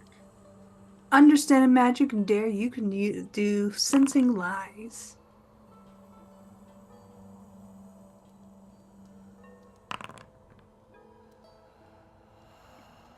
Natural 20 on the sensing lies. Well done. 18 on Jasper, understanding. are you faking it? Jasper's actually the devil, guys. Ah, nice plant. Wow. Kept it from even me. Jeez. Dare was the game master the whole time. I'm just here to have cookies. They bribed me, guys.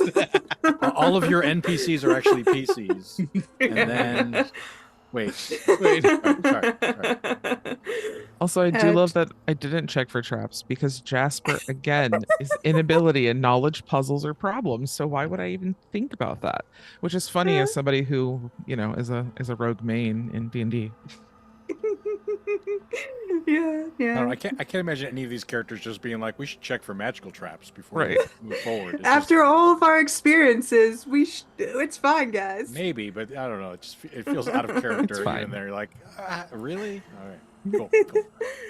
I love it. No, never get me wrong. I love this. You, Theresa, see outwardly Jasper is okay, but there's some kind of magical infliction upon them.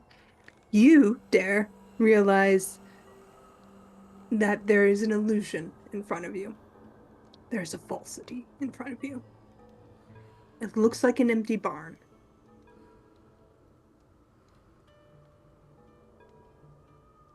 I say that. I said, there's something off here. It looks like an empty barn, but I don't think that's what's actually here. I don't know. Something's off. I have a great bullshit detector. I'm a tier 4 bullshit detector. And I detect bullshit. Don't forget your XP. I'm going to use that at some point pretty soon.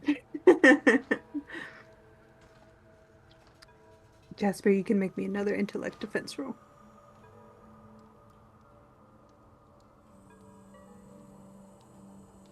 Damn it, that's a 3.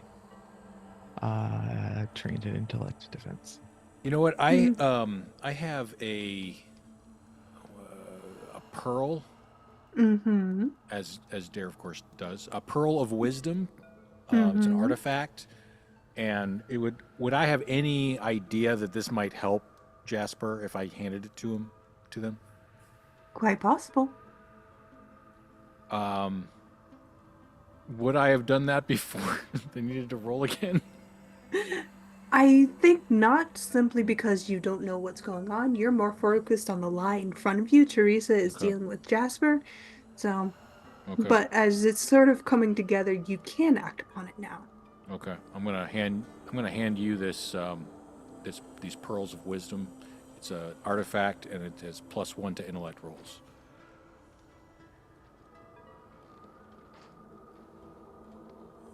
And now I'm gonna get a bunch of intellect rolls, aren't I? Well, the trap has already been triggered, so you don't have to worry about rolling all your defenses. So you're fine in this particular spot. Oh, okay. I actually have something that will directly help this. Jasper's like bound, right? Like it's paralyzed in the sense that they can't move, yeah. Okay. And now that they have the pearls, you can add that on top of what you're going to do next. Yeah, I have a mad stone. and I can place it upon a bite, wound, curse, or other injury caused by magic or magical creature.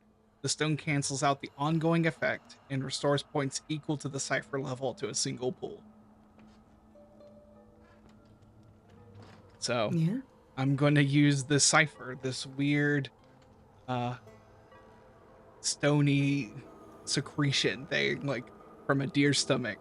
I'm just going to press it against your arm, like just a little too hard. Jasper, you come to, your mind is your own. The cold, pressing hands that were holding you still release you, and you gain a point in intellect from the use of the wisdom pearl. Or No, this is an additional. oh, additional. Okay. A little benefit for helping your friends out. Not because you're facing the devil in a few days' time. But the lie is still in front of you, Dare. So I'm sorry. So that means that I bump up the intellect pool by 1. Mm-hmm. Okay, cool, perfect. What's the magical equivalent of calling out bullshit? Because I don't know how to dispel lies. I just know how to like call them as I see them. How do you want to find out, Dare? What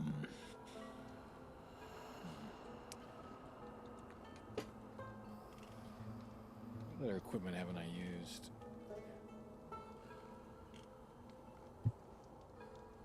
You know what? I got this blinking lamp, which it's blinking lamp will blink up to 3 different times, giving you a warning to danger. You must roll for each use to see if it will function or malfunction. This seems to be like a really like unhelpful thing, because it's like it's going to give me false positives or false negatives half the time, and I have to say that I'm going to use it probably each time. So you have to declare it. Yeah. But if I don't know that there's danger out there, why would I want the warning? Like, so yeah, so I haven't figured out how to use this yet, but maybe I can like ask the lamp or something like that, like are there any more traps or something like that? Of course. All right, so let's say I use that. I can use it 2 times, I think. No, 3 different times. So I must roll for each use to see if it. So I'm gonna roll. Nope. Hang on a second. I'm not seeing a way to roll for the cipher. There's nothing on this equipment sheet that lets me do the automatic roll. It's a 50-50 chance, yeah? Oh yeah, I guess so. Yeah, so you can either just toss a coin or go high or low. Okay, I'm gonna say high is good.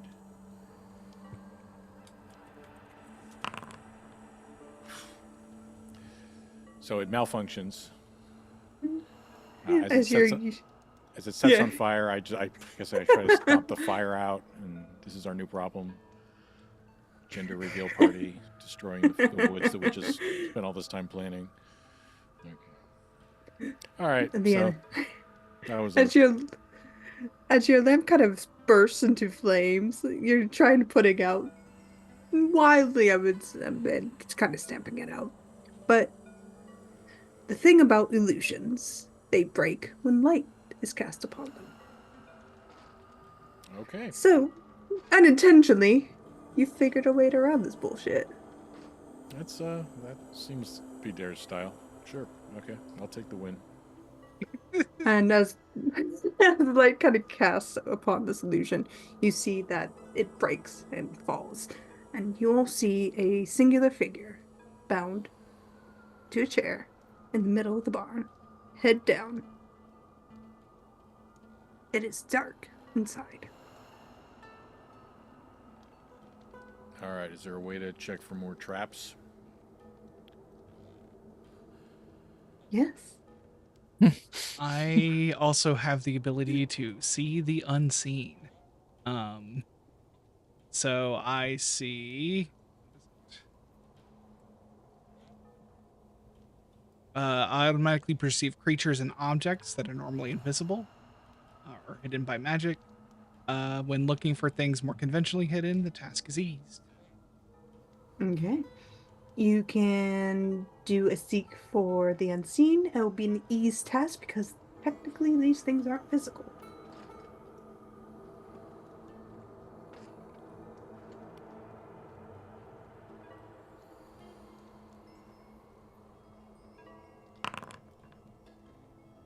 I rolled a 6.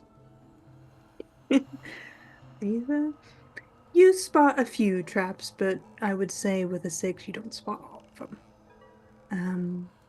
You see one in front of the person that's in the barn. With the dying of Daire's light, you do see dark hair, dark skin, probably Zach. And you do see 2 more traps just on the inside of the barn door itself to the left and right of you. But, oh, sorry, Mike. But that's it.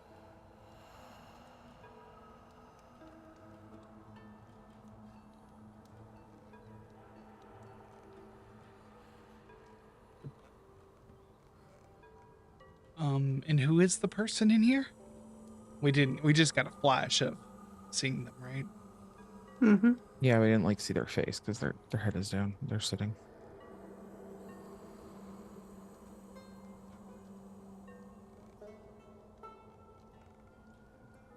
Does one of us have a lantern? I imagine we should. I think Beatrice does. I got a crummy flashlight. So I mean, that's something. yeah, I'll do the Just winding. do the windy. Yeah.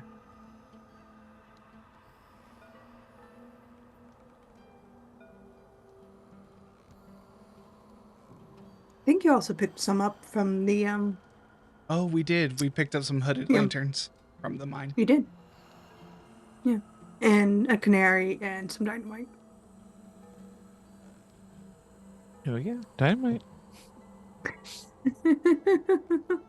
If we need light. Yeah, If you need light. yeah, pull a hooded lantern, you like not even fuss with lighting it, hedge magic to light it. As quickly as possible. Yeah. You light it and there's a dull glow that goes downwards, not outwards, because that's what hood lanterns do. You hold it up and the light kind of softly cascades across the traps you've spotted. And it hits the person that's in the middle of the barn. And it is Zach. He's hurt. Real bad. I mean, I saw the traps I saw, and I'll say I'll start to approach, avoiding whatever traps I can, and There's 2 immediately on the side oh, as you enter. And there's one in front of Zach. do I know how I can disarm them, or Dare does. And Jasper does. Is that a light Because thing or? Oh, good. it's not a feat of magic. It's a feat of strength and mechanics and engineering. Okay. oh, we got booby traps? Okay. But they're magically held together. That's the weird thing. Okay. Magic Goonies. Is there any benefit to doing the sense lies on the image of Zach to make sure that that's actually Zach, or are we pretty confident that the sense lies kind of exposed what needed to be exposed? There's a second set of illusions or something like that. The light, did it dispel what needed to be dispelled? I guess. As far as you know.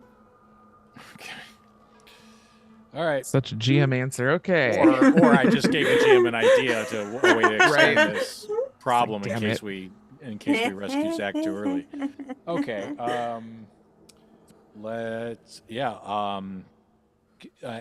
Do I feel like I can attempt to disarm one of the traps without setting off the other one? Probably. You can make an engineering check that you have. Okay, I will do that. Let's see, where's my engineering? I'm gonna re-roll. So I rolled a 5. I got a 4. I'm gonna re-roll 1. No. I'll use 7. I'll take the Wow. 7. And I lost a lot of XP on that one. You gained 1 though for the 1. Or no, you didn't take the 1. So okay. Nope. Take it. Wow. Yeah. So Oh I my. imagine that's not a success, just not a catastrophic failure. Yeah, it's not catastrophic. I'll definitely need you to make a speed roll, but you won't be hindered. Okay. 17. Yeah, See, I'm like a cockroach. I'm no help to you guys, but I am not gonna die. So. You realize a bit too late as you're moving something upward with your thumb that it Sorry, should have left. gone to the left and not to the right. And you duck in time to see a kind of crackle of magic or what have you kind of split the air, hit the ground, and bounce off, sparking and fading into the ground once more. But you've disarmed this trap. You still have another one on the other side of the wall there. Whew. All right. Easy peasy. All right. Do another one of these. What was I doing? Engineering. Yeah, this is a good idea. Oh, 17. I knew I could do it. Nice. Learning from your first time around. Oh yeah. Oh yeah. You definitely pick up on that. You gotta do it to the left, not the right. And you disarm this one without setting it off this time around. You still have the one in front of Zach, though. All right.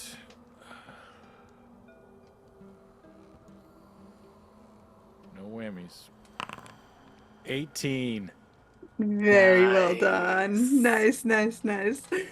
As you kind of squat down, looking at this, you're like, oh, this is easy now. And kind of just brush it aside as if it's nothing to you now. And you disarm it without setting it off. And you did really well. I'll give you an XP for all that rolls. Don't worry, I will use it pretty soon, I'm sure. Jeez. All right. It's like in a video game when you've saved all your potions to the end and you're just like, I guess I'll use them now. Like, There's boss music. yeah. That's right. All right. Zach? He does not respond. Yeah, can I safely get to him? As far as you're aware. As far as I'm aware, that's good enough for me. Okay, hold on. Before you step forward, please. I imagine Jasper actually just grabs Theresa. Yes, literally grabs your arm. I'm gonna use 2 might points to do Devoted Defender. I choose a character. The character becomes my ward. I'm trained in all tasks involving finding, healing, interacting with, and protecting them. And I have dual wards, which means I can have 2 wards at once. So I'm gonna have Theresa and Zach both as dual wards. It applies to both of you as long as they remain within an immediate distance of each other. If they separate, I choose which one retains the benefit, and then if they come back together, they both regain the benefit immediately. How much edge do you have in might, by the way? 3. Then you don't have to spend the. Oh, okay. Yeah, it's the cost minus your So- edge. Yeah. Okay, so do I have to like change the edge or anything? Or do I just leave? It's like a permanently You don't thing. think you don't spend edge, I don't think. Yeah. Sweet. Yeah, edge is just like a Yes. permanent buff to your Fantastic. Then staff. I don't even have to. Beautiful. Yeah, the higher you go in Cypher System, the easier it becomes to do your skills. Fantastic. Sweet. As you still have to roll. We just need you to get more, better digital dice. It's fine. Also, I think we all haven't quite got the we haven't used effort at all either, which is another way we can make our rolls easier, but you've also been rolling really low, so that wouldn't be super helpful.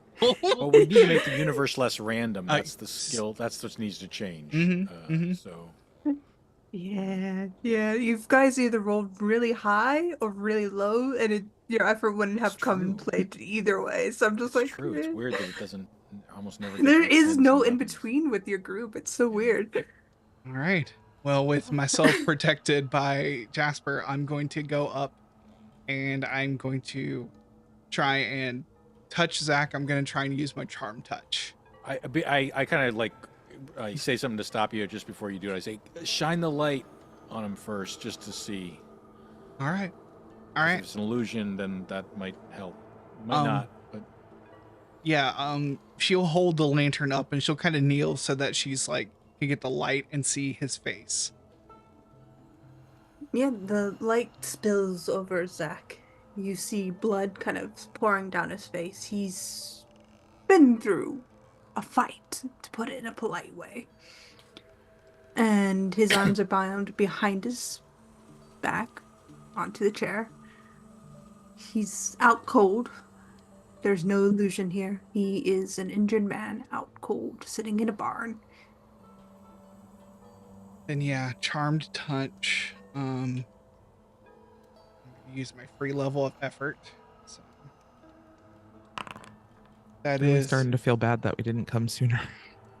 okay. So that's a 13 that beats difficulty 4, so I can heal him. I healed him for 3. Very good. You heal him for 3, and as you kind of push this healing magic into him, you see his eyes kind of flutter open. He kind of takes a sharp, ragged breath. It's a bit too wet. And he kind of glances up at you. Hold still, okay? And she's gonna pull the pocket knife she keeps around to try and like cut the ropes off of him, or like try to see if she can also like untie it as well. Go to cut the ropes and realize they are iron chains. Okay.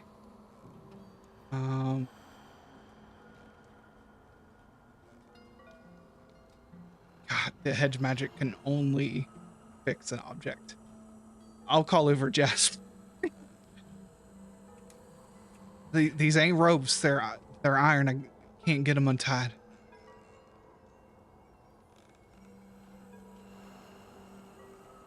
Okay, I've got muscles of iron. For the next 10 minutes, all might-based actions other than attack rolls that you attempt are eased.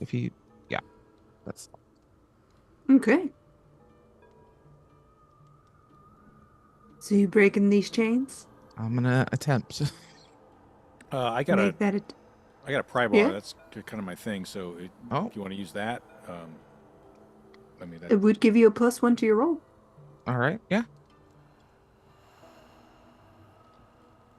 Okay, no, hold on though, because I do have an inability in breaking things. Oh my So- god. That inability? So the pry bar is putting you up 1, your own inability is pulling you down 1, so you're out of flat again. Like So should I do this? I mean, Maybe. it doesn't make a lot of sense. Like, but then your you're might bigger, is more bumped up muscular, 1, but- right? Like so you still are No, easing intellect. Oh, Intellect's up by 1. So Oh my god. but that's- your muscles of iron thing is Oh, that yes. is that the easing the muscles of task? iron. All might-based actions other than attack rolls that you attempt are eased. Okay, so they're ease. you managed to get 1 level of ease out of all of this. Yeah, so if you think it's better for you to do it there, I am totally fine with that. I forgot that I had the inability in breaking things. I was looking at this. I'm like, who's gonna do it? I think that's kind of sweet that you have an inability to break things. That's really nice. Horrible. But it is funny that you're like the muscular one and I'm this scrawny. I want to be so strong and I can't break things. Okay. Yeah. All right. I will give this a shot. So I got the pry bar. Can engineering give me a bonus at all? I don't know. Not in with these. If you're breaking the chains, it's a simple All right. strength roll. Simple might. Okay. Mm-hmm. 9. 9. I will Plus spend an 1. XP. Okay. Wait, before you do, Theresa remembers she can do something. Hey, So the y'all- roll went through first. Yeah, yeah. Uh-huh. Oh, All okay, right. never mind. I will roll one more time. Okay. Ah, natural 20. Okay. Okay. It takes some effort, and Teresa's trying to think of things, and she How does almost that catches take you. effort? And you realize that iron chains do have a weak point when pressurized in a certain way, such as a lever, or a lever, and you manage to twist the chains enough to make them weak, pop, and his hands are free. Just his hands? Yeah, you forgot his legs. Oh, well, if we got to do more rolling for the legs, my slicing strand is more effective against objects. It can slice through 1 foot of any material that is level 3 or lower. The material can His be up to hands, 6 yeah, inches thick. So, yeah. You could definitely do that. But yeah, just his hands were bound behind his back, but his feet were also kind of tied up now that you're looking at it. You got one half of him free. You just didn't get the other half. yeah. But yes, Theresa, you can use your ability as Dare's like, I triumphed over Iron today. I win. Yes, that's right. Witness me. I'm like, I'm jumping for joy, and then you're like, oh, his work is half done. He forgot to. He unloaded the dishwasher. He forgot to load it. And he just thinks his chores are done. Okay, cool. Small wins for Dare. That's what matters. But yes, do what you want, Theresa. Yeah, Theresa, she has the knife in her hand, and then she remembers she can do magic, and so she'll actually just like, in this case, like gently slice the knife across the iron, just symbolically, and it'll do the slicing strand right through it. Yeah, make me a speed defense roll. A speed defense? Okay. 14. Cool.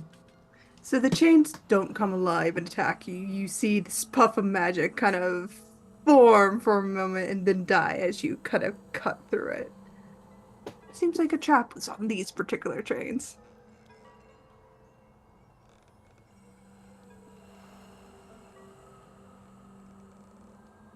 Zach, you okay? How you holding up?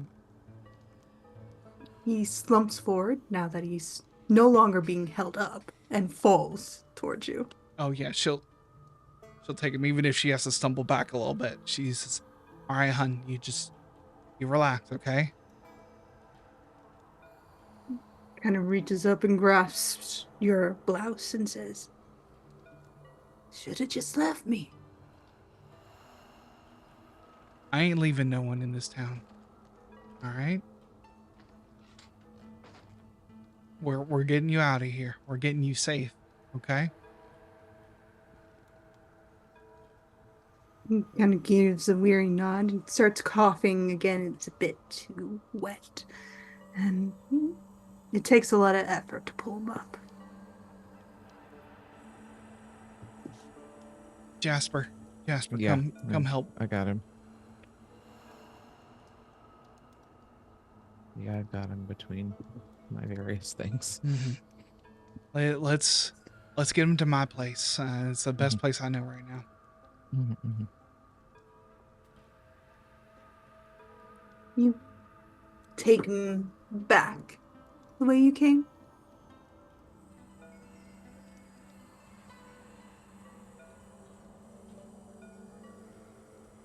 I think so, right? So, yeah. Yeah, You I have a think better so. idea? Yeah, I mean, we know the way to town from here. I guess we'll go from town to my house. Just asking. As you Is your make house your way. already like prepped and safe? Or do we need to take him to the Oh, little area? well, I mean, Theresa at least has like brick dust, salt lines, places like Your own stuff, yeah. yeah, Okay. just kind of All right. folk charms. But yeah, best you best we take can do. him. Yeah. You take him back the way you came. Easy enough. It takes a good 2 hours. You're carrying a half-dead man on you. And nobody's in the center of town. The bonfire has been put out. Town basically has gone to bed at this point. And up to your cabin you go, Theresa. And you get there and open the door and you can treat Zach. Yeah. Theresa will be busy rummaging through her pantry looking for healing herbs, anything to stop. I was given a bunch of nettle for tea as well, so I'll make some nettle tea. Hopefully, make him feel a little bit better. And he's one of my wards, so I'm trained in all tasks involving healing him. So, All right. Make me a heal roll.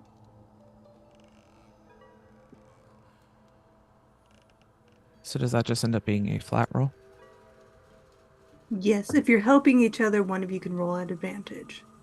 Okay. Do you want to just roll that then? Yeah, I'll roll it.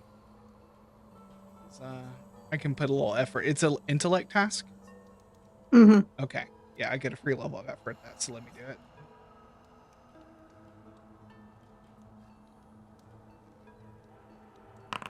It's 11. Again.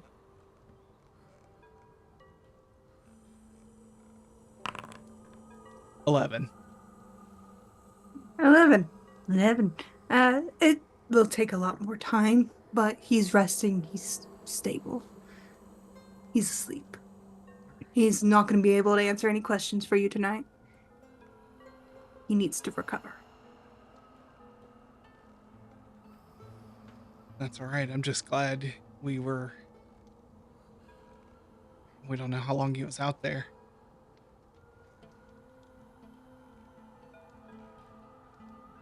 But I think Teresa's going to stay up with him the whole night.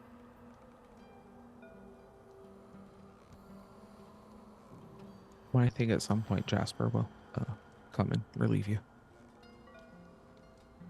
You go lay down. I got it. She'll take you relieving her, but she's not going to go to sleep.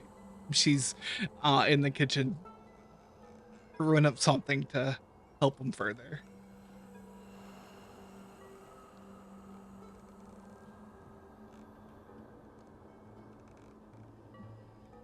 The night is long and full of darkness.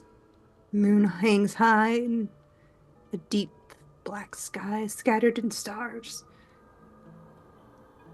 Every now and then, when you look outside the window, you just see a man standing on the edge of that boundary. And at one point, you just see him go.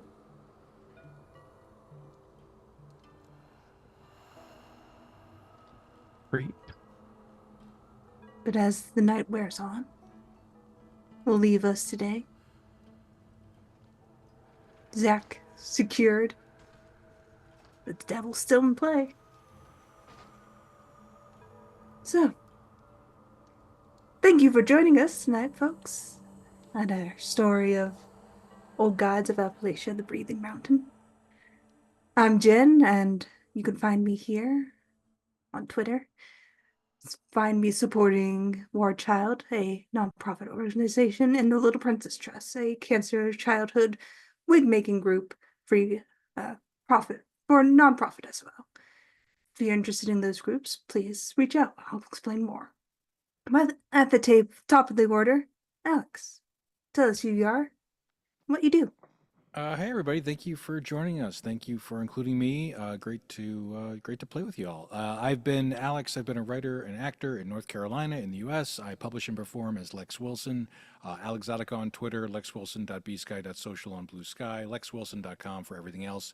On Mondays this month, except for this coming Monday, I'm back with Denizens and Dragons playing Plasmatics in a universe-spanning campaign where each player is taking a turn GMing. It's a lot of fun. And starting this Saturday, I'm playing a Wander homebrew with the Misadventurers League, which is where I played my first on-stream game. So it's really cool to be back with some of the people who were a part of that very game. It feels like going home. The Kickstarter for the final issue of Starweed just launched like last night. This is a comic book series I did with Tony Gregory, Claudia Guerre, and Lauren Norby. You get all the issues, the complete story, and there's a bunch of fun bonus items by guest contributors. Starweed.com will take you to the Kickstarter. If you're interested in it at all and you want to pledge $1 as a placeholder or to follow along, that's the kind of thing that can help with our algorithms, especially early days of the campaign. And we will be sharing a TTRPG component very soon with the followers. So thank you. Thank you. Mal. Hi everyone, I am Mal, aka Archangelic. You can find me here at all the time Soliloquy said in the announcements. You can also find links for me on my own website, archangelic.space. I also do professional GMing on startplaying.games. If you're interested in having me GM a game for you, you can book me, startplaying.games/GM/Archangelic. Also, I just want to say if you've missed any of these games, check them out on our YouTube. The link is in our link tree in the channel description. Yeah, we're about to do our after show after this. It's a Patreon supported after show. It will always be free, but we appreciate your patronage nonetheless. Patreon.com/lanternlightadventures. That's me. Thank you very much. Last but not least, Soliloquy. Hey friends, I am Soliloquy Jaden. You can find me everywhere online as FatSapphicBro. I mostly hang out on TikTok and make a variety of content. Feel free to come hang out with me. As for streaming, I'm here on Twitch most Sundays, 7:30 to 9:30 p.m., most Tuesdays, 6 to 9 p.m., and most Wednesdays, 2 to 5 p.m., all Pacific, but not the last 7 days of each month. Thanks. And thank you all once again for joining us for the Old Gods of Appalachia, the Breathing Mountain. We hope you have a good one. The week's good to you, and hope to see you next week. Hope you have a good night. Hope you have a good day. Bye. Bye.